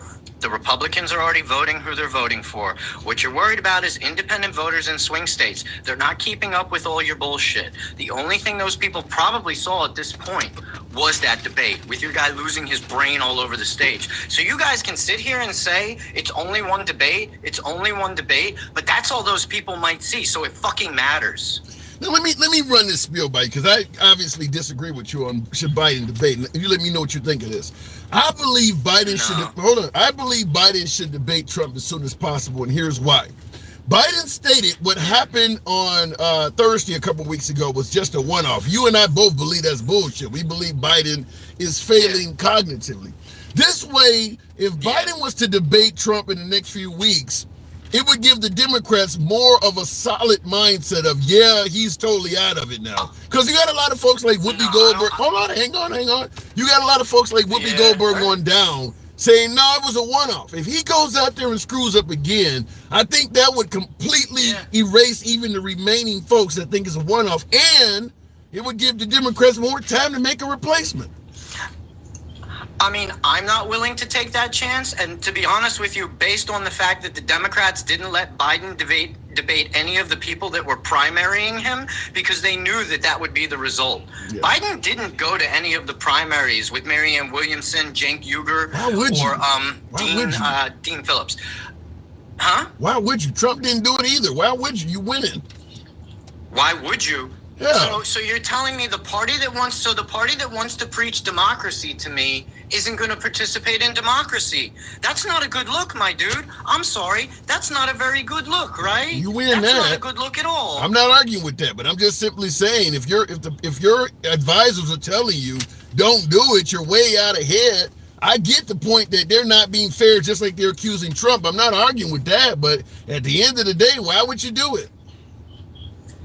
Why would you do it? So why would you do it? Because you want to look like you're participating in democracy, right? If you're going to preach to the whole country that Trump is a fascist and he's against democracy, and then you keep thwarting all your democratic processes you've put in place, it's a bad look.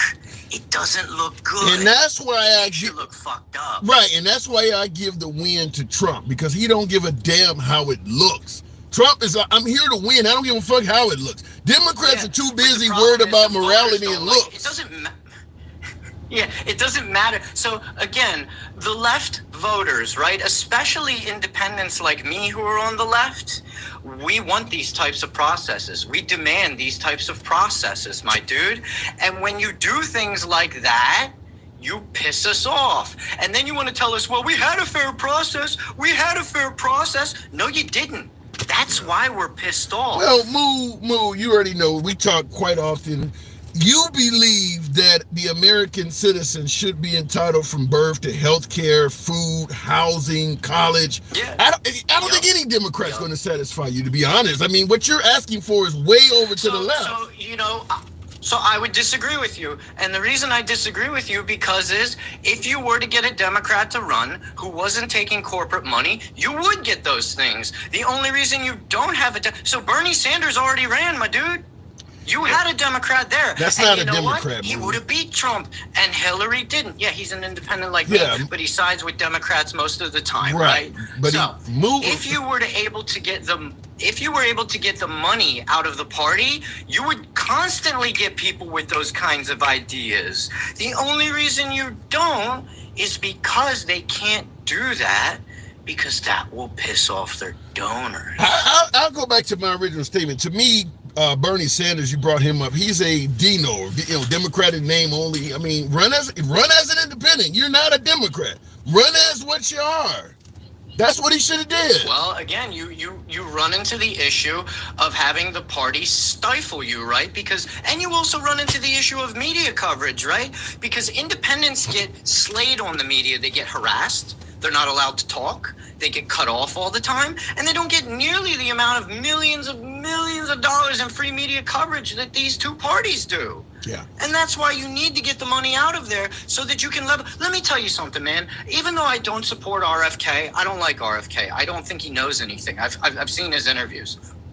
But he did poll at 18 to 20%. And you didn't even let him debate. Why didn't you let him debate? Because the same thing that happened to Biden with Trump will happen to Biden with anybody. Well, Democrats, come here. Nikki Haley polled even higher than that, and he didn't debate her. That's fine. But RFK is running as an independent. RFK is polling at 18 to 20%, and he's left out of the debates. Yeah.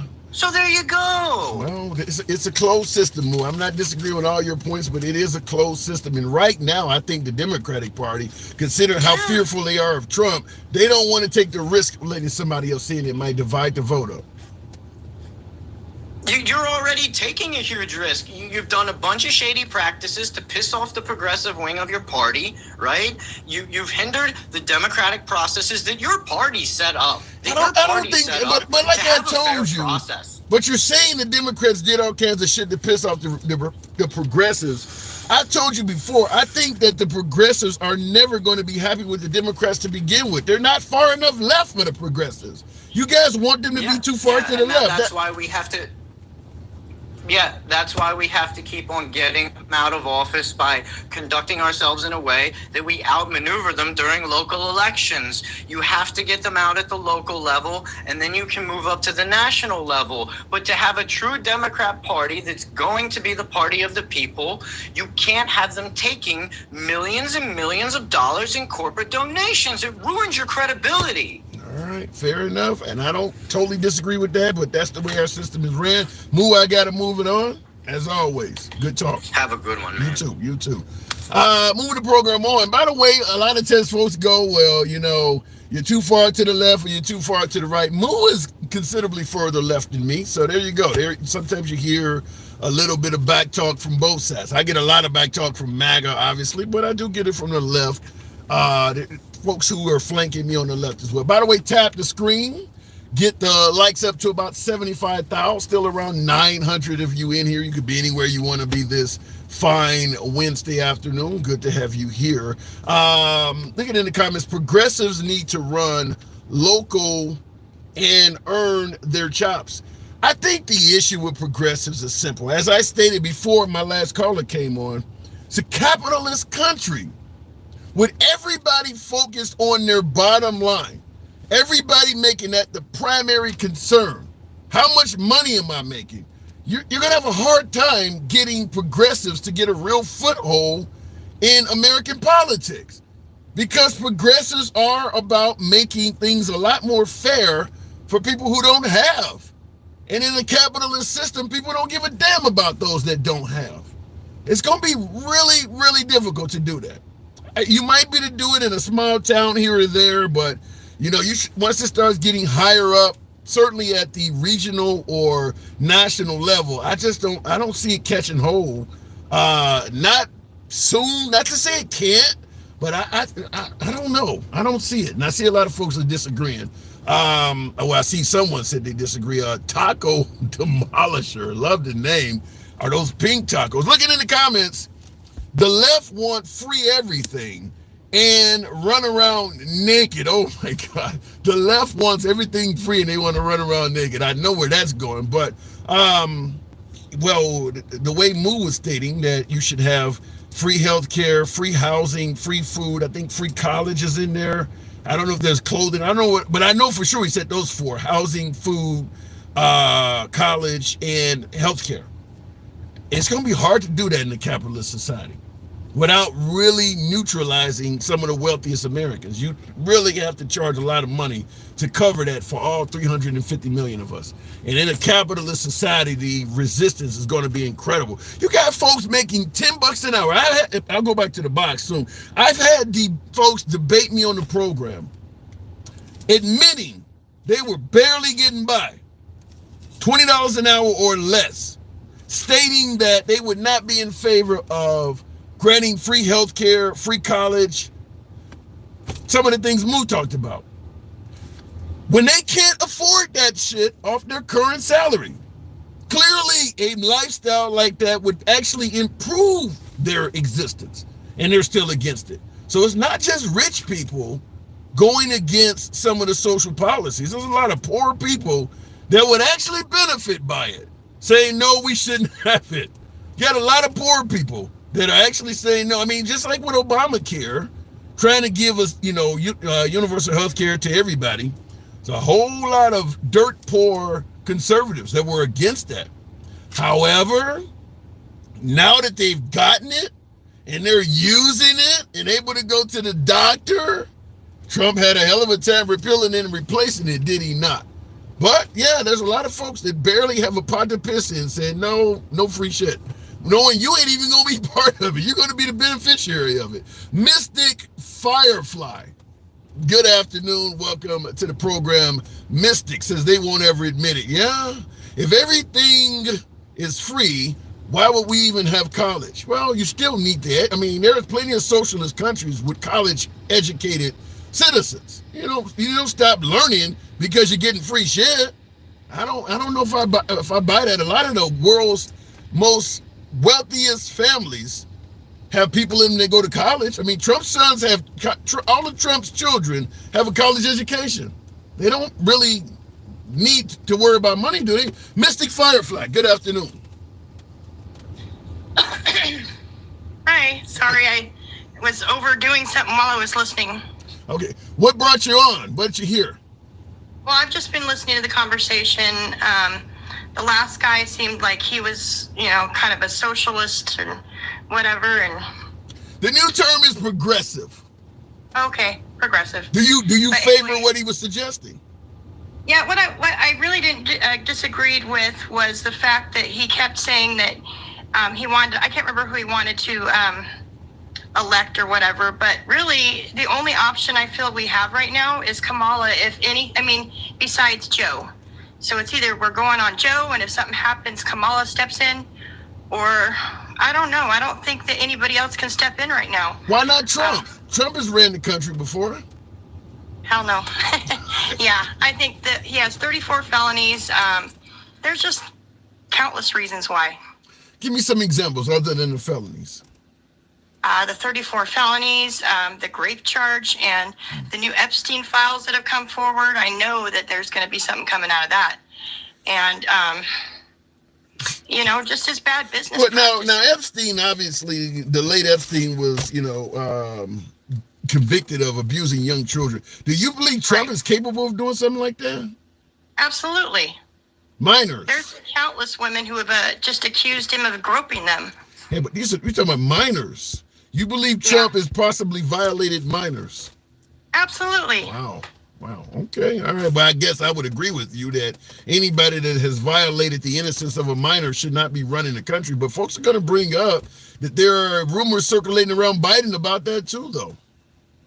He's not been charged with anything. Neither has Trump. Trump ain't been charged with violating a minor. No, not violating a minor. And as for the diary thing, Ashley came up and said, hey, okay, this is my diary, but things are twisted. She tried to say, hey, this is twisted. This is not what it looks like.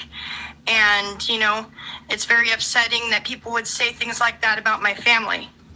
Well, folks are going to suggest that she's just trying to do that because she knows her dad looks bad. And a lot of abusers do defend the person that's doing it. I'm not saying Biden's guilty of any of that, but it wouldn't be the first time somebody being abused was speaking out in favor of the abuser. Well, if it was something, it was. But honestly, there's been nothing proven. Yeah. So what else about, other than these? When they were little, when my son was like 2 and 3, You know, there's times where I put him in the shower with me. Does that make me a bad person? I don't know. No. We don't know all the details. But what about in terms of Trump, the economy and things? People are saying that he was doing very well. The jobs numbers at the time, you could afford groceries. Folks are going to point out your grocery bill was much cheaper. Did you see anything being done well when Trump was in office? Not really. I did see some of the gas prices going down and things like that. I did see him helping the top 1%, but when it came down to it, later on, the middle class paid for it. So it was just like, there's just not a lot there. The only thing that maybe he did was the space program. That's like the only thing that I think that he may have done that actually was positive. Well, he is things here and there, but he is responsible for the vaccine too. Yeah. You give him credit for that? I feel like he was kind of pushed into that. Oh, shit. He handled everything. Yeah, you're going to be pushed into it. People are dying. They want something done about it. Yeah, and the way he was handling it, and people were, you know, unaliving all over the place because of it, and I think that he was kind of pushed into that. He kind of had to. There wasn't a choice. Now in the comments, Black Power, hell of a name, Black Power in the comments says Hillary would have done a better job than Trump. Do you co-sign that?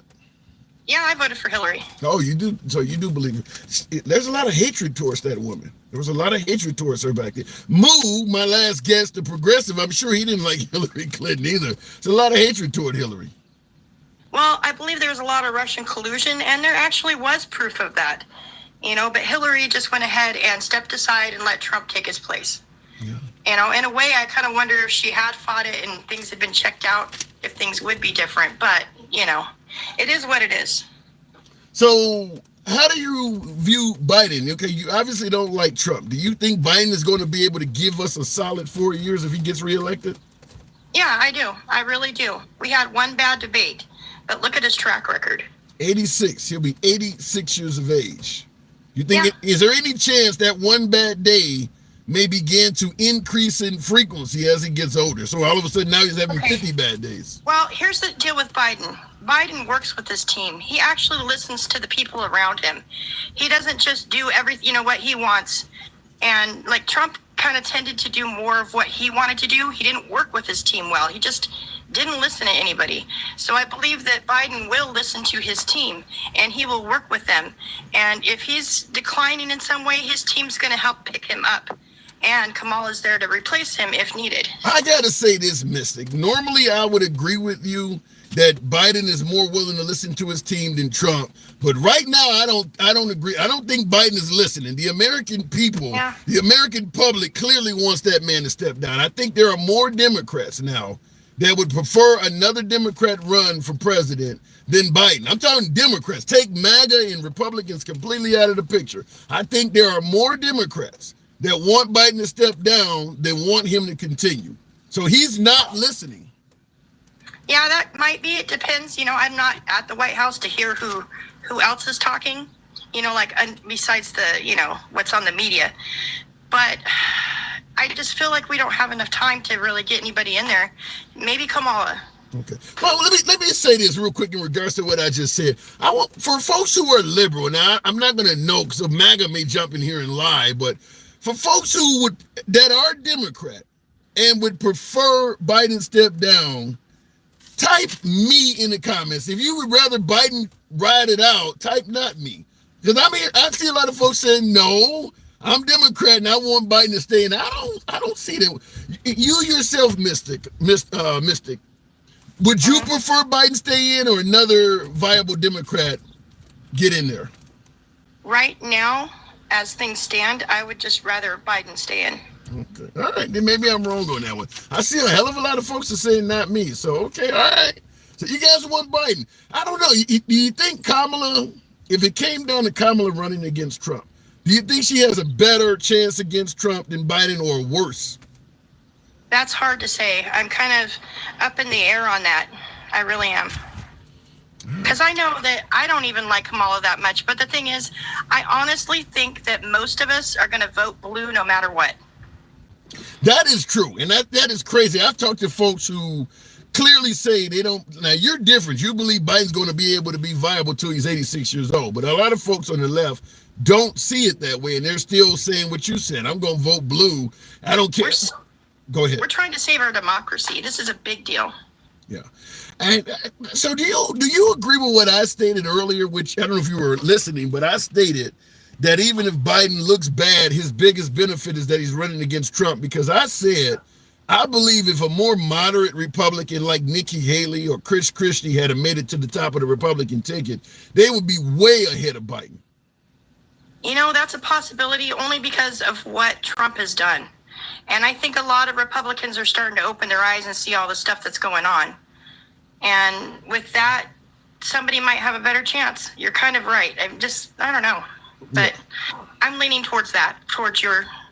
Yeah, I tend to think so, because the number one reason that Democrats seem not to want to even come close to Trump, they keep yelling democracy. There was nobody fearful of Nikki Haley or Chris Christie threatening democracy. Yeah, they are going to be a George Bush-like, leader, but they're not. They're going to leave after their term. A lot of Democrats believe that Trump is trying to go Putin. So I do believe that Nikki Haley or Chris Christie or somebody would have been a far stronger candidate simply because of that. Yeah, I definitely think that Trump may pull the whole, dictator thing. I mean, it's a real possibility. I really do think that. Well, I can't say he's going to do it or not, but as I pointed out earlier, I think the Supreme Court certainly has made it easier for somebody if they wanted to. I got to move it on, no Mystic. Appreciate you coming through. Thank you. Thanks for having me on. Anytime. Come on back anytime. And I will say this, not suggesting that Trump's going to be a dictator or whatever, but yeah, I do believe that the Supreme Court has made it easier to do so. But I will say this, if Trump was looking to take the route of a dictator, I do have one concern in his past, and that is he met with Vladimir Putin in person, and he took the translator's notes away. So we will never know what happened in that meeting between Trump and Vladimir Putin. And the reason I'm bringing it up is if you were, emphasis on were, if you were going to attempt to be a dictator in a country where you have a duly elected democracy, if that was your goal, how do we turn a country from a democracy or a republic, for some of you folks that like to point that out, how do we turn the country from a republic or democracy to a dictatorship? He would be the number one dude to talk to. He would be the number one dude to talk to, because he's a guy that is actually alive that did it. Once he got in power, he changed all of the power, I want to say the Constitution or whatever they had governing Russia, and now he could be in for the rest of his life. He would be the guy to talk to do that. Put the right people in place, whatever you need to do. He would be the guy to talk to. He took the notes from the translator away. So we don't know what him and Putin talked about. By the way, just to add on to that, I hate to pile on, but I believe kind of the same thing happened with Kim Jong-un, because Kim Jong-un also gave Trump a letter, and he stated he will not tell you what's on it. I'm not saying Trump is doing anything, but I am going to point that out, that he spoke to two different dictators, and he won't tell you what they talked about. So I do have to bring that up. Looking in the comments, when Democrats hate another Democrat for Turner Republican, it does not make sense. Huh? When Democrats hate another Democrat for Turner Republican, I don't know what that means. Where the hell has Kamala been the last 4 years? Something's going on in the White House. She's barely been seen, says Christopher Williams. Well, the vice president, other than Dick Cheney, most vice presidents are not really out there in the public like that. I mean, Mike Pence, and by the way, we don't really want to hang Kamala Harris. And, Mike Pence wasn't out there really doing a whole lot. I mean, that's just kind of the way it is. So I'll leave it at that. Nevertheless, going back to the box, that's what VPs do. Yeah, VPs, the job of a VP mainly is to be there if something happens to the president. It's really the president's country to manage. It's not the VP. The VP doesn't normally do much. A few speeches here and there, few bullshit assignments. They're not doing much. I mean, Mike Pence was in the vice president's position for 4 years. You don't hear Trump bragging about what Vice President Mike Pence was doing during those times. You don't hear MAGA bragging about how great Mike Pence was. You don't really do much. You don't really do much. Because Pence not rocking with Trump. No, he's not rocking with Trump now, but Trump claims he had a great administration. He did so much for America. Obviously, Pence was part of that. He didn't do it by his damn self. Well, if you ask Trump, maybe he did. Going back to the box, we'll keep it moving with, I don't know what I'm looking at here, but appreciate you folks at all. Gerald MC, one of my subscribers, certainly apologize for not bringing you up sooner. I generally give my subscribers first dibs. Gerald, good afternoon. What's going on, Mr. Handsome? I don't even know. What am I getting wrong? Biden, folks are saying that Kamala might not even be as good of a candidate as Biden. What do you think? It kind of depends on, I think right now, that's right. I think because of timing. Time to, one disadvantage would be you got only so many months to set up your campaign, do everything, and start putting your message out. 4 months. So right. do you also agree that Biden should ride it till the wheels fall off instead of putting somebody else up there? That's a hard one because it's a rock and a hard place. You can't put anybody else up. The whole idea for me is that it is not Trump. That's it. It could be anybody else, but not Trump. That's just for me. But from how our politics go, it's all about the messaging and how you can get your message out and how you can get yourself on the road and get people to understand what you're trying to do or what you're gonna try to do, because all of it is kind of dependent upon Congress and the Senate. Well, then let me ask you the question I asked my last guest. Do you see Biden is able to give us a viable 4 more years? With support, yes. Elaborate on. If he has a good, strong cabinet behind him, yes. So in other words, it's not Biden then, he's a puppet. Yeah, it's pretty much his cabinet's gonna have to step up and shore him up where he's short. I mean, that's like any leader. If you can hire people that are better than you, then the organization is a whole lot stronger. I don't know. I'm hearing you, and the first thing come to my mind is Weekend at Bernie's. You said if you got that don't sound good. That's a good one. Yeah, that don't sound that good to me. But which one would you have? Which one would you prefer? Weekend at Bernie's or Trump? I'll take Weekend at Bernie's. God damn. Because it's gonna leave in 4 years. So you too believe that an election of Trump is a threat to democracy? I think it's really, he might not be the ultimate threat, but he might push it so far that now the next person can take the football and score and become that dictator. I mean, he's setting up these, think about it. If you elect another Republican, right? Then they could pretty much have the entire, 7 justices? Yeah. That is supposed to be a balance to, it's supposed to be a check and a balance. All right, you eliminate that balance. Okay, so that's gone. I mean, it's pretty much gone now. You eliminate that balance. Now you go into the Senate or you go into the House, and then the balance there could be checked. But the Congress, if those, at least for the first 2 years, they're not going to do anything because they're more, you got more outraged politicians or the majority, not the legislator. And for my, I call the real Republicans who are trying to legislate and have a difference of opinion on how to legislate are getting overridden by the few that are just outraged politicians trying to get clicks. Yeah, and I see somebody in the comments. Risa said that fool would nominate Marjorie Taylor Greene to the Supreme Court. But I will say that. Now, even obviously that's a joke, but there were people, I do believe there were some folks who actually believed that he might have nominated Judge Jeanine Pirro from Fox, because she is a judge. They did believe that he may have nominated her to the Supreme Court, that he considered it. Right. That's crazy. I mean, it's literally, and I think sometimes even those judges that you see on Fox, all of those guys are about getting more people to watch them. Yeah. It's the old thing where you watch, and I watch both. I watch CNN, I watch Fox because I want to hear both sides, right? Right. Because sometimes just because you're Republican doesn't mean you might have a good idea. So let's go with that. If it's a good idea, I don't care if you're a Republican or a Democrat. If it's a good idea, let's do it.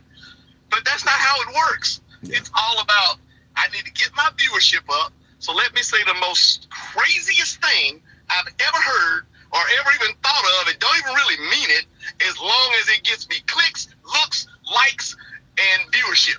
That worked tremendously for Trump. I got to give him a shout. He knows how to use a crowd, how to work a crowd. You know, as Eric B would say, he knows how to move the crowd. Or Rakim, I got to move it on, but it does work. Maybe Biden could take a page out of that. I did have one thing I wanted to say before you. Sure. I know you got to move it on. Sure. But the Bible thing about forcing the Bible into schools. I've been listening to this, and I've been in Oklahoma. Right. And I'm a Christian. I say that right now. I am a Christian, but I still don't believe in that, because if you think about it, did Jesus or anybody, if you're a Christian, did he ever force himself on you? He never did. That's a good point. He said, you come to me if you want to. He's saying, I'm making you come to me. Yeah. So that kind of goes against it.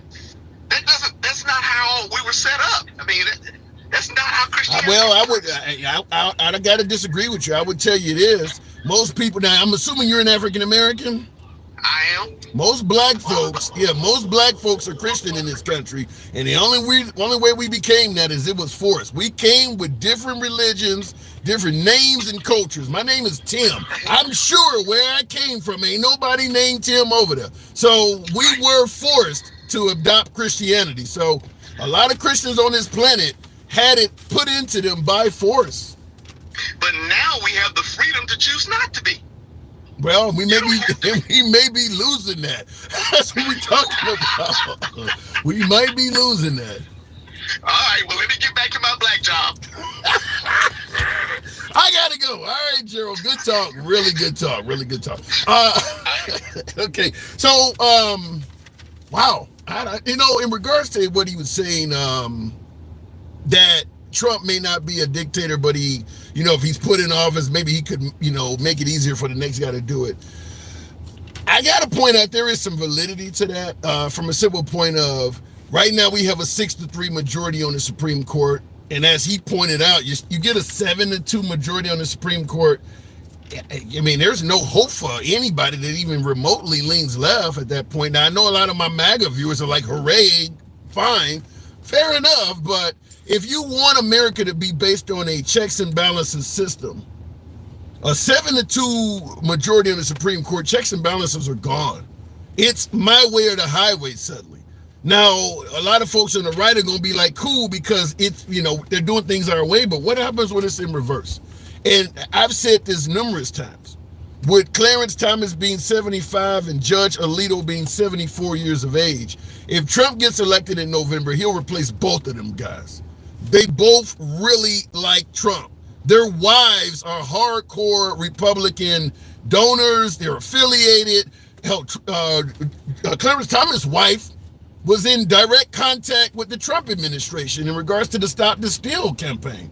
So it would be very easy to convince a 75-year-old man and a 74-year-old man to step down. You're doing what's in the best interest of the party, allowing me to appoint another replacement that's 40, 45, 50 years of age. So now we ensure it's going to be 6-3 majority at least for another 20 to 40 years. And then we got Sotomayor and Justice Roberts both being 69. So if Trump gets appointed, or if he wins in November, he will be in office for Sotomayor and Justice Roberts between the ages of 69 and 73. He might not get to replace either one, but fact is, everybody don't live to be 80.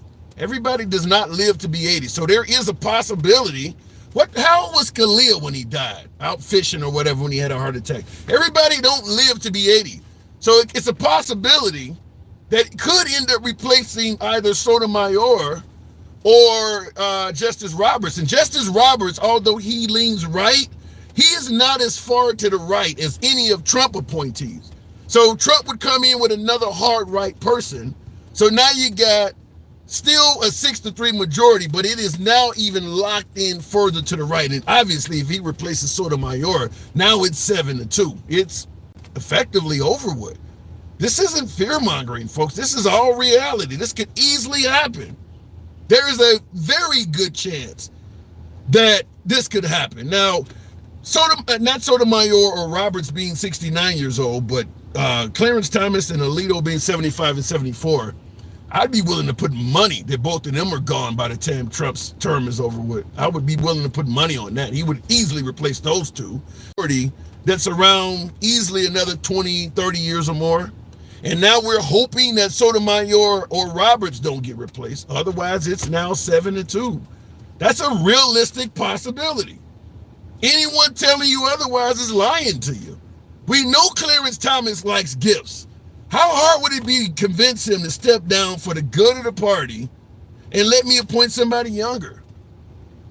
If you don't believe that's likely to happen and you think Clarence Thomas is going to stay there until he's damn near 80 in defiance of Trump at risk of being a Ruth Bader Ginsburg dying in office, you're stupid. He would certainly be able to replace Clarence Thomas, and there's a high likelihood of Alito. 6-3 for the rest of our lives. Most of us that are, 40 years of age or more, that's a 6-3 majority. That's not a dictatorship. That's not a dictatorship. But it is in America that if you lean left or if you're an independent, you won't like, because it's not an independent America at that point. It's a far right America. You've seen a lot change in a rightward direction in a short period of time. And I don't think anybody believes the Supreme Court can be relied upon to balance that stuff out. I mean, you're putting the same game. You think if Alito or Clarence Thomas was a governor, they wouldn't be they would be doing the same stuff. They'd be abandoning abortion. They would be doing almost the same things that they now may get to decide on. So it's going to be a right-leaning America. If you favor that, fair enough, but that is what it is. Don't lie about it. Look at it in the comments. Trump, MAGA 2024. I was a Democrat for 30 years. I will never vote for a liberal ever again. Damn. That came from World Existential Foe. I'd be curious to know, you were a liberal for 30 years, and now you're saying you'll never vote Democrat again. I'd be curious to know, what were your policies when you were a liberal? Because obviously what the left represents and what the right represents are completely different. So it ain't that you came across a whole bunch of crooked-ass Democrats. You must have clearly changed as an individual, because the left has a different type of America they're looking for than the right. So if you switch like that, that's something in you. Dictator narrative is clueless and fake news. He delegates decisions to individual states, says Mario Mano. Well, we don't know if Trump's going to be a dictator or not. We don't know. But in regards to delegating things to the states are kind of doing it from a dictatorship stance themselves. I mean, a lot of states banned abortion. The people didn't decide on that shit. When the people were electing the governors of these states, they had no idea that down the line this governor is going to completely ban abortion, or most likely that governor would not have won. You see what happened in Kansas, in Ohio, in these right-wing states. When the people got a chance to speak up, you talk about is going to the states. When the people in that state got a chance to vote, it was kind of a hell no, we won't go.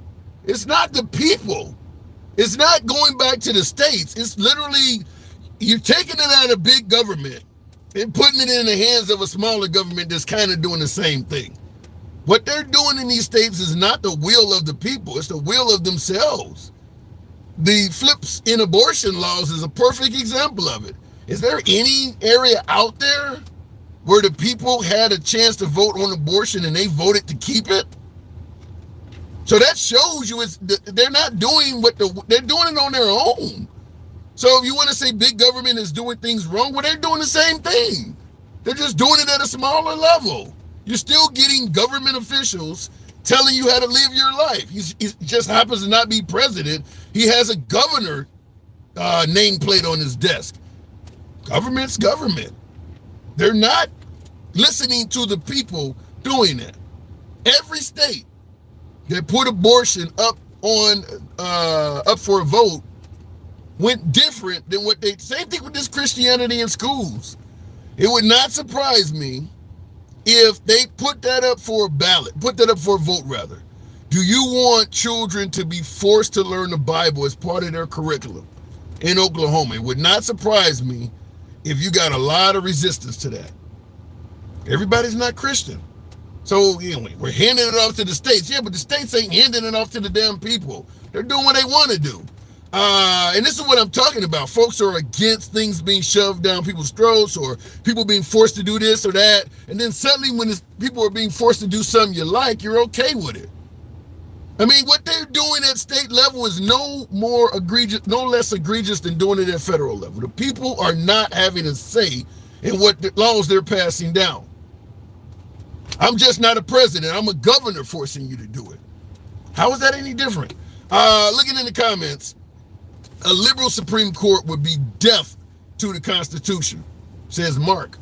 Well, I mean, I suppose we should not mention this, but Trump has talked about suspending the Constitution too. I mean, he's on video talking about taking away guns first and then due process. Should we ignore that? I mean, that's actual quote from Trump. So when you say that the liberals are going to it happened from Trump too. Looking in the comments, the world is trying to get the U.S. to not be a terrible country. The U.S. said no. I don't get that comment. I'm a Christian. I'm not wanting anyone teaching my kids the Bible. That's a parent's job. I like that, Jack Wagon. I like that idea. Just like folks say, LGBT issue should not be in schools. That should be left up to the parents to teach their children sexuality.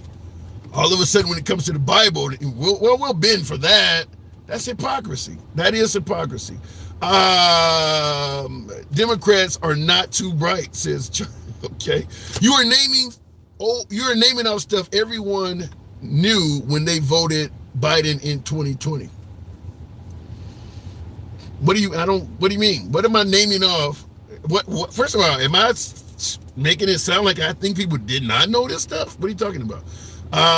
Real quick in the comments, it's indoctrination. Yeah, forcing children to learn the Bible in schools, it is indoctrination. So is putting your hand over your heart and saying, I pledge allegiance to the flag of the United. It's the same thing. It's indoctrination. I mean, a kid don't know what it means to pledge allegiance to a country. You're forcing him to do that, him or her, in hopes that when they get to be of age, maybe they'll sign up for the selective service and be patriotic and join the military. But you are forcing them to pledge allegiance when they don't even know what the hell it means. Trump isn't going to take your guns, but Biden has made it very clear that that's what he wants. And that's what his party has always wanted. I don't totally disagree that the liberals would certainly take some guns away. I'm not going to pretend like that's not true. However, here's where I have the issue. You point out that Trump, or better yet, the liberals want to take away guns. Trump stated he wants to give the police immunity from prosecution. What's the response from MAGA? Oh, he can't do that. He's just talking. Well, the liberals can't take away your guns. It's part of the Constitution. So if you're going to hold a leader accountable for saying wild shit like that, Trump actually stated he wants to give the police immunity from prosecution. Does that get a pass? Does that get a pass or something? Bump stock ban, take guns first, yeah, Trump did do all of that. Going back to the box, how many guns taken so far in 3.5 years? None. They said the same thing about Obama. He's going to take away everybody's guns, and he didn't take any away either. Dencal, good afternoon. One of my subscribers there, Dencal, good afternoon. Welcome to the program. What's the difference between dictatorship or the Democratic Party trying to fix every election of Democratic votes? Well, the difference is lack of evidence, lack of proof. You don't have any evidence or solid proof that the Democrats were fixing votes and all of that stuff. It's all made on assumption. Things that didn't look right, you're automatically attributing to be Democratic fraud. There's a reason why Trump had 60 court cases and lost them all. Dencal, good afternoon. Hey, what's happening? Not much at all. Okay. By the way, folks, tap the screen, get the likes on up over 100,000. We can certainly make that happen. We're talking about Kamala potentially being the one to run against Trump. Would that change your view at all? Well, like I've told you many times before, I'm voting for the ticket, whoever it is. But I think that there would be it would be a really hard deal to try to leapfrog her by anybody else in the party. Yeah. Well, you heard Moo talking about a convention, which I don't believe that's the process, but he had a different opinion. And I do believe that if Biden is ruled ineligible, Kamala automatically steps up. I thought that was the process. Yeah, it is. They've been talking about this stuff about having some mini kind of nominee process and all that stuff, but none of that stuff is in the Constitution. They would literally be making it up as they go along. It would cause so many divisions in the party if you just decided to leapfrog the VP for any reason other than her incompetence. And I mean, she's polling very decently, like a lot more than Biden is against Trump. So I mean, if the party did that, they would literally lose all of the people who ran around with chucks and pearls during the last election, all of the minority women, all of the people from, I think she has roots in what, India? Yeah. Yeah, all of those people, the women, the suburban women, do you think all of that outrage would happen if they put Michelle Obama in there? No. That's what I'm thinking too. I'm like, yeah, people will be outraged, but all that shit goes away if you put the right person in there that they like. Yeah, heck, if they if they said they was gonna put Barack Obama in as VP and let Biden stay at the top of the ticket, they probably. I don't think that's legal though. I don't think you can legally put him in as a VP because he can't be president again. So I don't think he can be VP. Well, I don't know. Look, we've been looking at this thing called the Constitution very closely lately, and there's nothing in there that says he can. Yeah. We all. And I see somebody in the comments said this. Somebody in the comments said the same thing. Actually, he can. I don't think Obama can be Barack Obama. I don't think he can be VP. Somebody's saying he can. I'd have to look that up, but I don't believe that. Right, because we're asking ourselves questions that we never thought we'd have to ask each other. Yes. And Trump has been the front person in asking all of these things that we just took for granted, whether somebody could or couldn't do some things. But Biden too, though. I do believe Trump has pushed the envelope in a lot of ways, but Biden has shown us we also need to start having a cognitive exam for people. I think that he's made it so you need to start doing that, because I think a large portion of America do believe that Biden's cognitive health is not as strong as he's saying it is. Right, but there's nothing in the Constitution that says he can't be in cognitive decline and be the president. We saw that with Ronald Reagan. Right, but does it need to be? I mean, can we pass an actual law that says if you're a vegetable, you can't be president? Yeah, I mean, it may be, but I see that a far cry from the levers that Trump has pressed. Asking foreign people, adversaries for favors, and just running around in a delusional state, telling everybody that the election was stolen with no evidence to prove it. It's like that's pushing a limit. Sending people down to the Capitol and then say he's got nothing to do with it. He didn't tell them to bust the window, so he can't be like all of those things are stuff we never thought we'd have to deal with. So them pushing the limit as far as if he doesn't feel like he's in cognitive decline, trying to stay, is a far cry from what we would view as criminal activity from anybody else. Yeah, but I do agree that we are in an area of U.S. politics that we never. I mean, because the founding fathers put a lot of this on the honor system. They didn't think that we'd have leaders that are pushing in these directions, whether we're talking about Biden not stepping down when a lot of folks realize his mentality, or Trump talking about I can be president while in jail and with felonies. I don't think the founding fathers ever thought that anybody would try to investigate, going down these avenues. True. I mean, there's so many things that we have gone through, things with the Supreme Court. With McConnell just saying, oh, well, the Constitution doesn't say anything that like we have to put a nominee up. We just gonna let the people decide when the election comes. The Constitution doesn't say nothing about letting the people decide on the next election, it said the president gets to nominate, somebody when the seat is vacant. Yeah. So we went a whole year with McConnell saying we're going to hold on and let the people decide, and then it turned around when he got another available seat, 30 days before they were leaving office, he rammed that down our throats, and nobody ever thought we'd have to deal with it.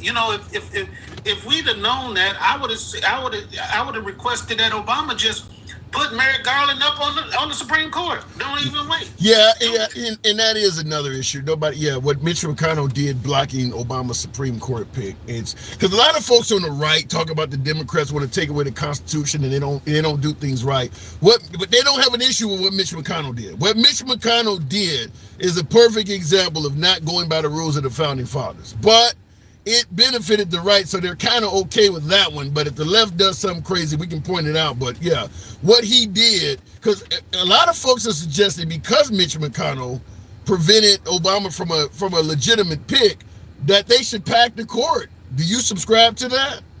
Definitely. The court is a touchy situation because it hasn't been touched in so long. But once again, there's nothing in the Constitution that says we have to have 9 Supreme Court justices.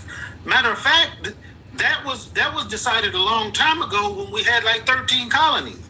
Now the districts far overwhelm the amount of justices. It used to be, like 1 justice per district in the country, but now they have multiple different districts and it's all convoluted. It should have been expanded a long time ago. And one thing we should all agree on is there should be some balance in it. I mean, yes, it might sound like I'm crying because now it's far right. But I think we had a much easier time in this country when it was at least slightly, it was slightly divided, and you had a. Well, here's what you could do. You could pass a law that says once the Supreme Court is one in one direction, it can only go so far. Like, for instance, you got a 5-4 majority on the Republican side. You cannot appoint any more Republicans because it becomes too unbalanced. Or if you got a 5-4 majority on the liberal side, you can't put in another liberal. You can't get too unbalanced. I suppose you could do something like that because, like I pointed out before you came on, there is a possibility that Trump could make it a 7-2. And if Trump wins and another Republican follows him, it's almost guaranteed at that point. Another 8 years, you're going to certainly see Sotomayor or Roberts go away. So, yeah, it could actually happen that way.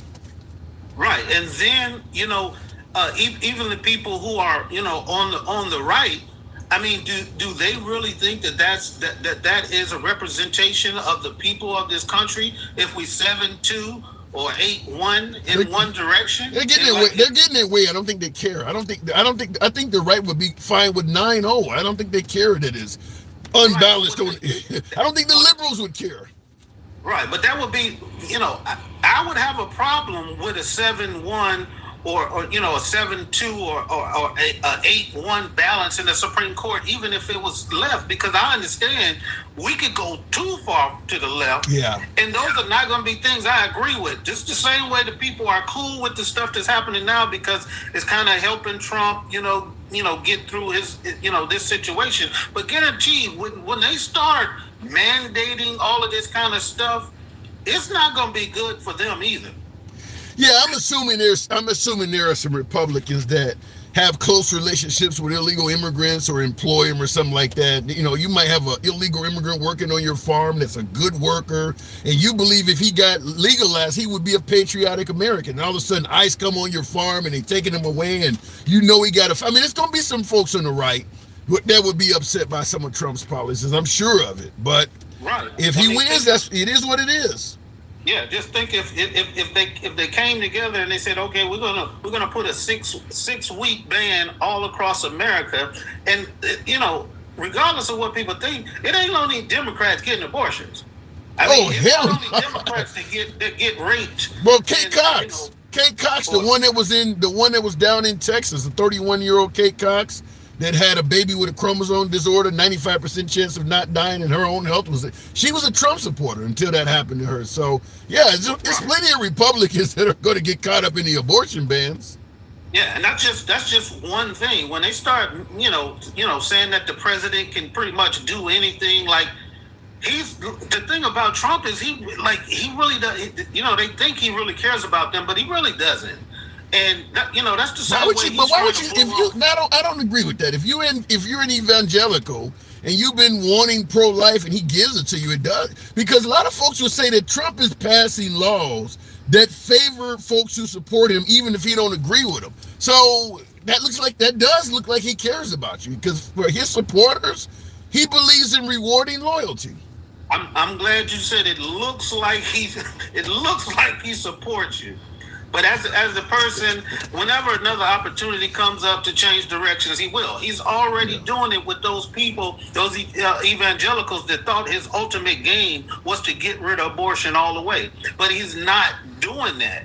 He's trying to get away from that. Now, I'm not saying that he might not have, eventually, if they get the right people in place, actually pass some stuff. But you see, he's saying, no, I'm not going to do it. Yeah, that's before the election. My guess is, just like Biden is saying he's cognitively all there, when a lot of Democrats feel confident that once he gets in there, after a year or two, you're going to get Kamala Harris. They say one thing to get elected, but I do believe that if Trump gets elected, there's a high likelihood of a pursuit of a federal abortion ban. And it's not just Democratic fear-mongering. Lindsey Graham, Mike Pence, Mitch McConnell, and Trump himself have stated it could be possible. So the whole Heritage Foundation has put it on paper that is part of their plan. It's not, he can run around and tap dance all he wants to, but the thing is, like, we have a conversation about Biden, lied or said he didn't have cognitive decline. Like, the types of things we're talking about, they're lying about, are so far away from each other.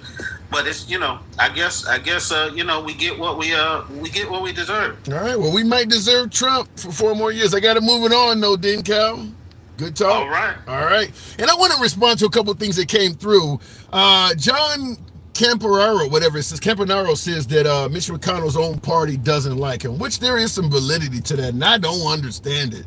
Mitch McConnell not only gave the right an additional Supreme Court justice that they didn't have a right to, he also prevented Trump from being impeached for that whole January 6th thing. Mitch McConnell is a right-wing hero, damn it. Just because Trump doesn't like him, in my opinion, Mitch McConnell helped Trump out tremendously. He should be a right-wing hero. Now, obviously on the left, there's no love for Mitch McConnell on the left, but on the right, to me, that's almost like looking a gift horse in the mouth or coming back with some, what have you done for me lately? Mitch McConnell has done a lot for the folks on the right, a lot. A lot of right-wing politicians, very similar to Nancy Pelosi. When folks say, I don't want somebody in there forever, term limits, those folks who have served their entire lives, they're responsible for giving you a lot of other politicians, because they can raise money like no other, like Nancy Pelosi. A lot of other Congress people owe their whole career to Nancy Pelosi or Mitch McConnell, because they can raise money and then give it to your campaign and help you get elected. They got folks, big donors that they're friends with in the Republican Party, like Mitch McConnell or Nancy Pelosi in the Liberal Party. If Mitch McConnell gives you a seal of approval, let's say in the 80s or 90s or early 2000s, that is huge. If you're a junior congressman or somebody trying to climb up the ropes, that's huge. So to shoot Mitch McConnell down, I don't understand that. Now the liberals haven't done that to Nancy Pelosi, but to me that doesn't make sense. Now, one thing I also wanted to point out, when we're talking about the election briefly, people keep saying, have you seen 2,000 Mules? In regards to there's proof that Trump won and the Democrats stole it. I don't know how many times I have to say this, but courts operate on proof and evidence. They do not operate on assumptions. I personally saw 2,000 Mules 6 damn times. I paid my own money to see it the first time. I think $20 or something. I've seen 2,000 Mules 6 times, a half dozen times. It does not prove shit, and I'll explain to you why it does not. 2,000 Mules gives you a bunch of different variances of suspicious activity happening around mailboxes, using cell phone sites, all of that. Fair enough. Let's say all of that is true. let's say everything that 2000 News showed you in regards to suspicious voting practices, dead people voting, illegal immigrants voting, you name it, whatever you want to go with. Prove to me that those votes were in favor of Democrats. You can't do that, and 2000 News didn't do it. You show me an overhead video of somebody continuing to go back and forth to a mailbox, stuffing ballots. Okay, that looks suspicious as hell. Perhaps it's a crime. But can you show me the votes they're putting in the mailbox are for Democrats? Is it possible they could be cheating on behalf of Republicans, or did you not even consider that shit? Is it a case of everything I see that looks wrong has to be done in favor of the Democrats? That doesn't work in court. It doesn't work in court. You got to prove the cell phone data that 2000 News used. I can show somebody coming back and forth to the same location over and over again. How do you know he's not cheating on behalf of Republicans? You just assume everything you see that looks wrong is for Democrats. Judges don't rule on assumptions. They rule on actual evidence. You got Rudolph Giuliani talking about Ruby Freeman at my and daughter tag team at the polling place were passing around USB drives like vials of crack. How do you know what's on the drive, though? You're just assuming that what they're doing is on behalf of the Democratic Party. There are black Republicans, you know. Trump is bragging about how many black voters he's getting. Is it not possible that Ruby Freeman is operating on behalf of the Republican Party? Or do we just assume she once again is cheating for Democrats? Everything 2000 News showed you was based on assumption. Anybody who walked out of the theater or turned their computer off after watching 2000 News and saw that as solid proof that the Democrats stole the election already believed it before they watched the movie. Because this is a very simple question that I'm asking that any lawyer would ask if you went to court. Thank you, Josh. Josh Videos, appreciate that super chat support. Thank you on YouTube. Any lawyer is going to present that as counter evidence. Okay, that doesn't look good. You're showing me that this woman died 6 years ago and a ballot was cast in her name. Can you show me that that ballot was for Democrats? If you can't show that, there's no guarantee that it was. You're assuming that.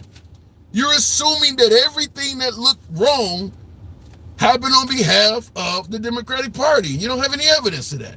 And that is why, because Washington, by the way, most politicians in Washington, there's a large amount of politicians in our country that were attorneys before they became politicians, that have law degrees.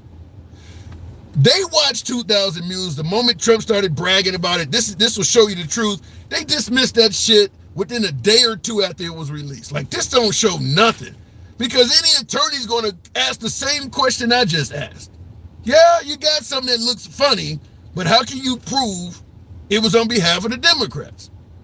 If we can believe that Antifa and Black Lives Matter were willing to show up at a Trump protest on January 6th, why the hell can't some Republicans go to a black neighborhood and cheat on behalf of the Republican Party?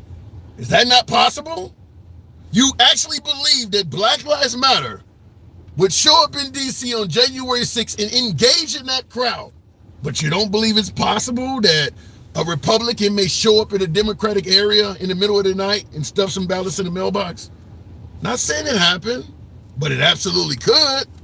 And until you prove in court that it didn't, you don't win the case. All of the fraud was based on assumptions. Even if everything Dinesh D'Souza showed you in 2000 News, even if everything he showed you was true, and I'm not saying it was, but even if everything he showed you was true, you can't prove that it was being done to benefit Democrats. So you lose in court. And that's why Trump, and by the way, Rudolph Giuliani and some of those lawyers, they knew that no judge is going to rule based on assumptions. When they went in court, they already knew we're going to lose this shit. But Trump wants us to do it anyway, so we got to go. Hey, you can't you can't prove it. It's as simple as that. Looking in the comments, liberals still think real Republicans are Mitch McConnell and Nikki Haley, but I think they're just telling us who they wish they were running against. When you say real Republicans, This is the idea that Nikki Haley, Chris Christie, maybe Mike Pence, I guess you're talking about Mitch McConnell, and they're all rhinos, Republican in name only. I hate to say this, and I know MAGA's not going to like this, but we're about free speech here, damn it, so here goes. In regards to what a Republican name only is, that actually is Trump. That actually is Trump. All of these other folks have a lifelong career of giving you nothing but conservative policies and legislation. Trump is the one, as you calling him an outsider. That's what MAGA refers to Trump as. He's an outsider. He's not one of them. He's not part of the elite. He's not part of the deep state. He's not a Republican. All of them other people are exactly what you said you don't want. Trump is the rhino. What Trump has done is come into the Republican Party and turned it into the MAGA Party. Now, you may love the MAGA Party. Maybe he has the right direction for America. Fair enough. But Trump is not a Republican. Trump was not pro-life. He's not pro-Second Amendment. He came into the... Trump is exactly what Bernie Sanders was trying to do to the Democratic Party. And if you notice, most traditional Democrats are often at odds with Bernie Sanders because he's not... Bernie Sanders was a dino, whatever the hell may be. He's not a traditional Democrat. He was trying to come into the Democratic Party and change it to progressives. He was trying to flip the party. The difference is the likes of Nancy Pelosi and the Clintons and all of them saw what Bernie Sanders was trying to do and stopped them. There's a hell of a lot of traditional Republicans now, my guess is, that wish they had done the same for Trump. Because a lot of traditional Republicans have lost their jobs now because of Trump. They're hated now. Some of them ain't even safe walking down the street. That's kind of what would have happened if Bernie Sanders had to become the leader of the Democratic Party. A lot of them would have lost their jobs. I mean, progressives don't like a large portion of the traditional Democrats in office. They don't. You get Moo on here all the time. Moo don't like Biden. Moo the Tuxedo Cat, he's a progressive. He don't like Biden. So, and that's how you guys are, talking to my MAGA side of the aisle, you guys are like that with Trump. You like Trump, and you don't like most traditional Republicans. Now, if Trump wins, it's all gravy. Things are great. You get what you want. But if Trump loses, that party is fractured in half. It's going to be a mess. I mean, because now you're going to have MAGA pissed off that Trump didn't win, traditional Republicans that don't like Trump, the Mitt Romneys, the John McCain families, the Bush families, all of them traditional Republicans. It's going to be a mess. But if Trump wins, it's great. You know, it is what it is. But if he loses, it's going to be a mess over that side. That's why they got rid of Bernie Sanders. He was trying to do the exact same thing. Anyhow, looking in the comments, don't know what that means, MAGAT. Trump didn't get the miracle bounce at 4 a.m. that somehow happened for Biden. I don't think that Biden got a miracle bounce.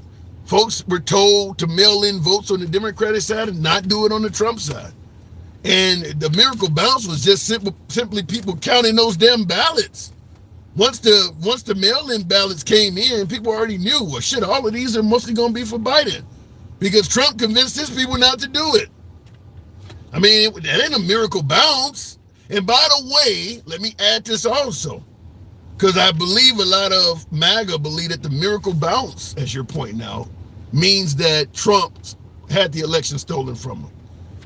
Again, you got to prove evidence, because what I'm saying, you clearly disagree with, but it is possible that it just simply were more votes counted overnight for the Democratic Party than it were for the Trump side. You ever heard of beyond reasonable doubt? All of the evidence you're presenting to say that Trump had won and the election was stolen from, it doesn't meet the beyond reasonable doubt standard. Everything I just pointed out, asking that question, can any of this stuff be done in favor of the Republicans? The answer is yes. Republicans can use mail-in ballots to cheat. Republicans could use dead people and cast ballots in favor of them. Republicans did plead guilty to fake elector schemes. That happened. So the idea that the election was stolen from Trump, I'm willing to buy into it, but I need evidence. I can't work with assumptions. I just can't. I thought this was funny. The shirt I'm wearing, somebody asked, am I with State Farm? Oh my God, I'm not wearing khakis, by the way. Apparently, A lot of white people like to march down the street with flags wearing khakis. Ugh. What does that mean, by the way? I don't know what the hell that means when they're wearing all these khakis in sync. Looking in the comments, in Arizona, they have U.S. markers instead of pens. They're not going to get us next time. They didn't get you last time based on the evidence. I'm just simply saying, if you're going to say the Democrats stole the election from Trump, give us evidence, not a bunch of shit that's based on assumptions. Show me Ruby Freeman's USB drive where all these Democrat votes are on it. Show me the ballots where all these dead people were voting where they checked off Democrat. Show me the ballot harvesting. I need to see Democrat checked off on all of those ballots. Otherwise, you're just assuming the Democrat check mark is there when it actually could be a Republican check mark. You can't go to court with the mindset Republicans are honest, Democrats cheat. And that's how most MAGA view the 2020 election. I just believe Republicans are honest. Democrats cheat. No court in the world is going to take that. Anyhow, looking in the comments real quick, Republicans are cheating by trying to make it damn near impossible for Dems to vote. Gerrymandering, that does happen. When was the last time Republicans passed a bill to help the American people? Depends on the people. I think that the whole banning of abortion, that's going to save millions of babies' lives. Is that not helping the people? Republicans pass bills to help people. I think the shall not be infringed upon. Anybody who uses a gun in self-defense might disagree with you. What do you think about Project 2025 VI? Thank you for the super chat. Project 2025 is probably one of the most frightening proposals I have ever seen. Most frightening proposals I have ever seen. I love me some porn, and they're going after that. If you know that 2-second theme song when you click on a Pornhub movie, let me stop. Some of you guys don't know what the hell I'm talking about. If I can't hear that again, my life would not be complete. Project 2025 wants to take away porn. That is the Middle East, folks. That is the Middle East. That is Saudi Arabia. I will say this, being, not being comical, but in being fair, we don't talk about far right that much. You hear about AOC, Nancy, but I don't think Nancy Pelosi is far left, but we certainly AOC, Bernie Sanders, Elizabeth Warren. Some of you folks do feel Nancy Pelosi is far left. We don't talk about far right very much at all. Far right does exist. There is a such thing as being too far to the right, just like there can be too far to the left. Far right countries, the Middle East. There is a certain mindset of the far left, just like there's a certain mindset to the far right. You talk about socialism being a far left policy. What is a far right policy? I mean, I know a lot of folks ain't gonna like this, but it's oppression. Afghanistan, North Korea, that's far right. China with a one-child policy, that's far right shit. We don't call it. You will never hear the term far right on Fox News or any right-wing network. They don't even talk about far right. Far right countries tend to be, and we'll see what happens in America, so I don't want to accuse anybody yet, but far right countries tend to be very oppressive towards women. Think the Middle East, as I pointed out, the Middle East or, Eastern Europe, some of those Eastern Europe countries, they tend to be very oppressive towards women. They tend not like the minority population. I think Saddam Hussein, you had the Sunni Shiites and Kurds or whatever, the minority population, it's not good for them. That's what happens in far right countries. They tend to be exceptionally religious. I don't know of any far right country that's not very religious. It's not optional in far right countries. This is far right. You don't hear about that much in America. But far right does exist. There are plenty of countries on this planet that are far right. And you won't hear the right discuss them at all. They'll tell you all day about the socialism and how bad far left is. They don't let you know what far right is. Abortion. I believe abortion would be illegal in every far right country.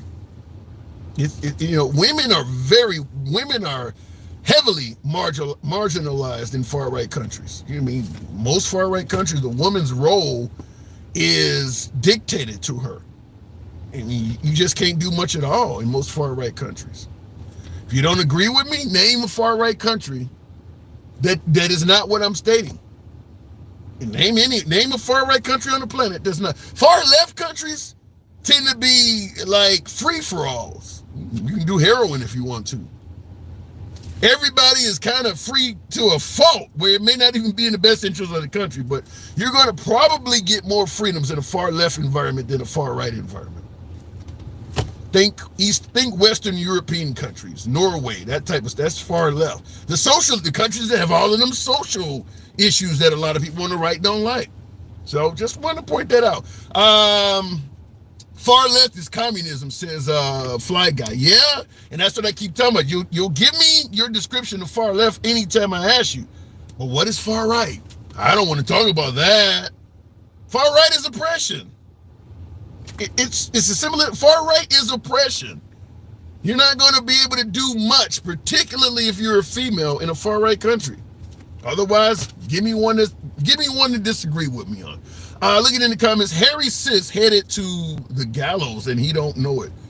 All right, I don't know where to go with that. Just saw an article from Germany where a man got jailed for 2 years for anti-immigration memes, and immigrants who recorded sexually assaulting a German girl got 180 days community service.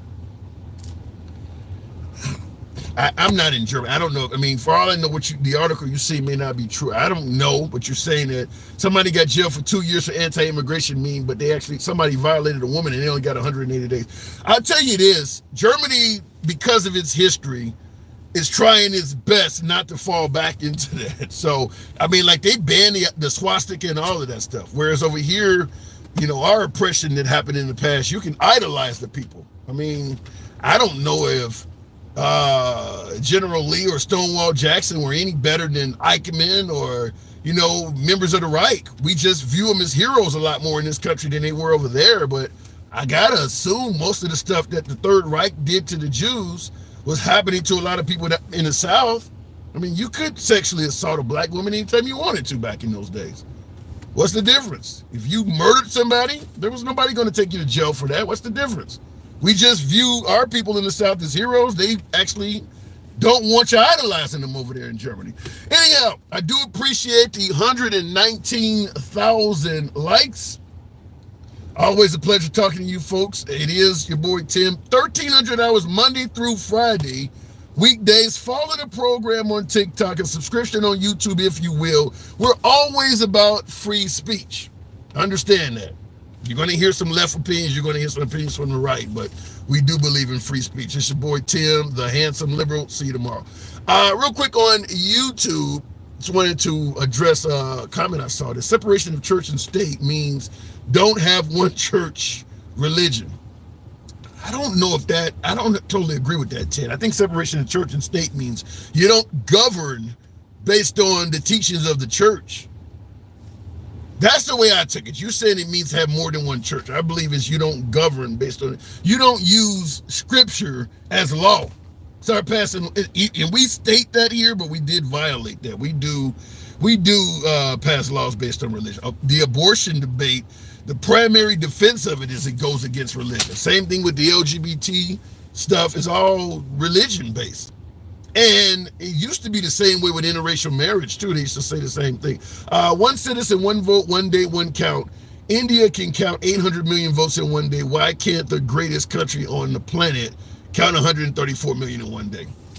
You know, the odd thing about that is Trump was in office when that stuff happened.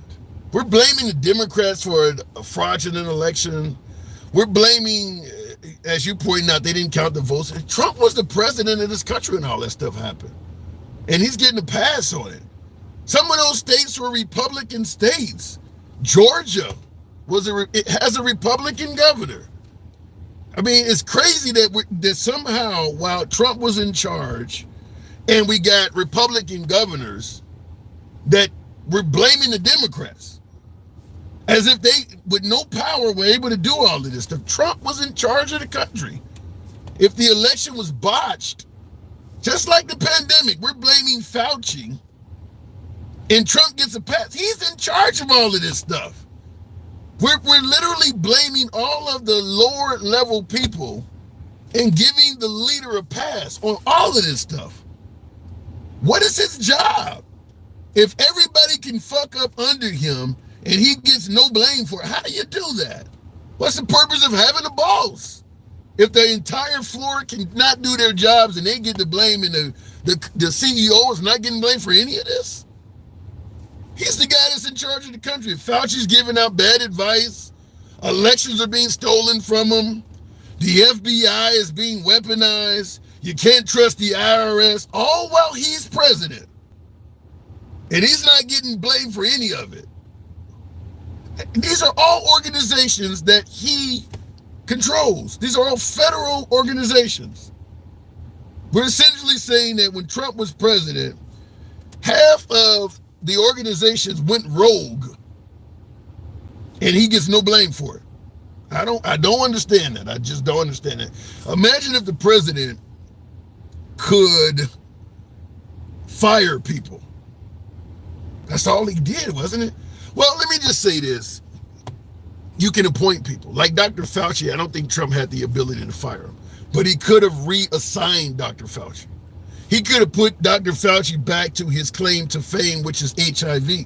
Put him back on the HIV task force and promoted Ben Carson or somebody else up. Could have did that. There was no law requiring Trump leave Dr. Fauci in place while admitting or claiming that Dr. Fauci didn't know what the hell he was doing. That was Trump's job. If the guy was failing at his job, that was Trump's job to get him off of that. He didn't do it. And it's not his fault. Just like if the FBI went rogue under Trump, then get rid of the head of the FBI and put somebody else in there. He didn't do that either.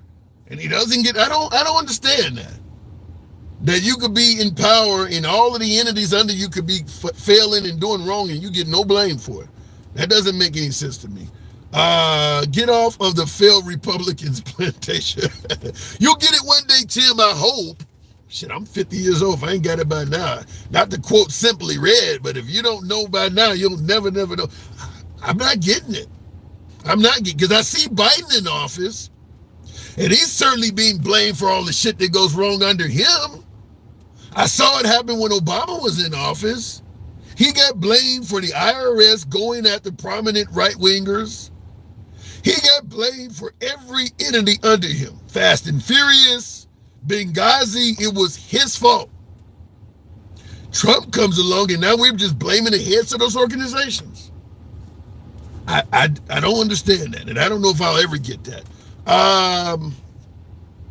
Imagine how many women Trump has abused. I don't know where to go with that. Rural America is poor and vote for Trump. That is true. That is true. Dems will win. No one wants 2025.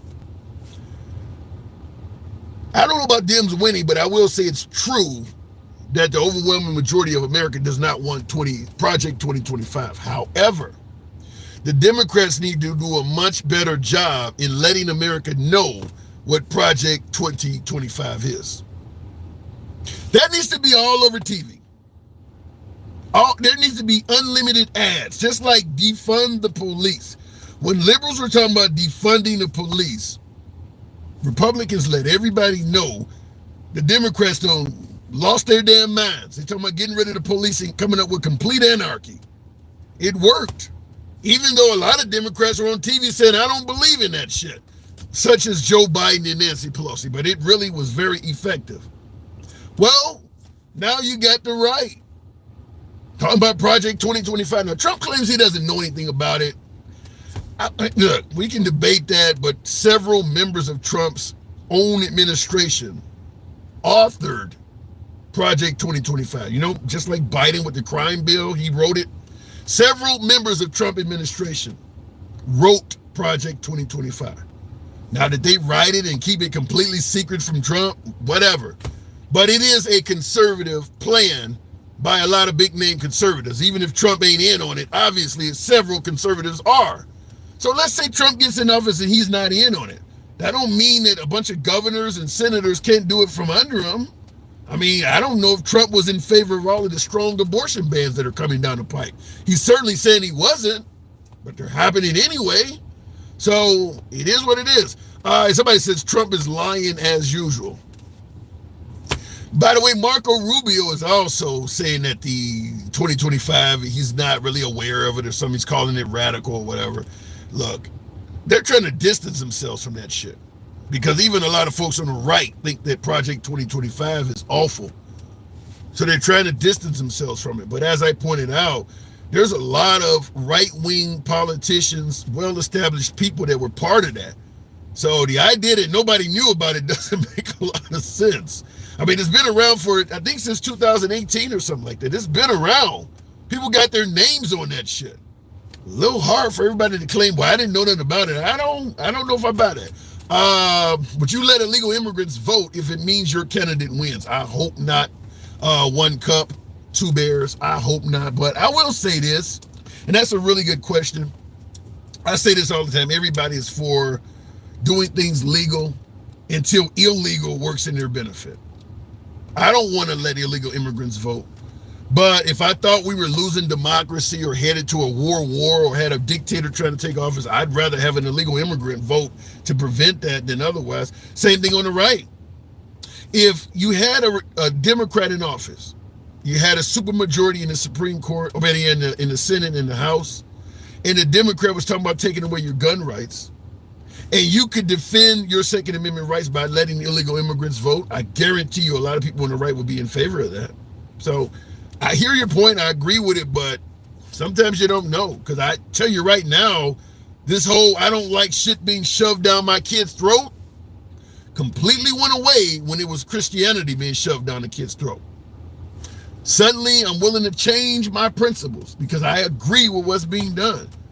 So I just want to point it out like that. No vote for illegals. Yeah, if you thought the country was being destroyed and an illegal immigrant could put the country back in a direction you thought was right, I think everybody would be in favor of illegals. It's just like a lot of folks on the right don't want undocumented people in this country until they can hire them and benefit off the cheap labor. Everybody wants things done right until they can benefit when it's done wrong. It's both sides of the aisle. It's your boy Tim, the handsome liberal. Monday, 1 p.m. Better yet, tomorrow, 1 p.m. Central. I'll see you guys then. I do have to get back and work for the man. Catch you later.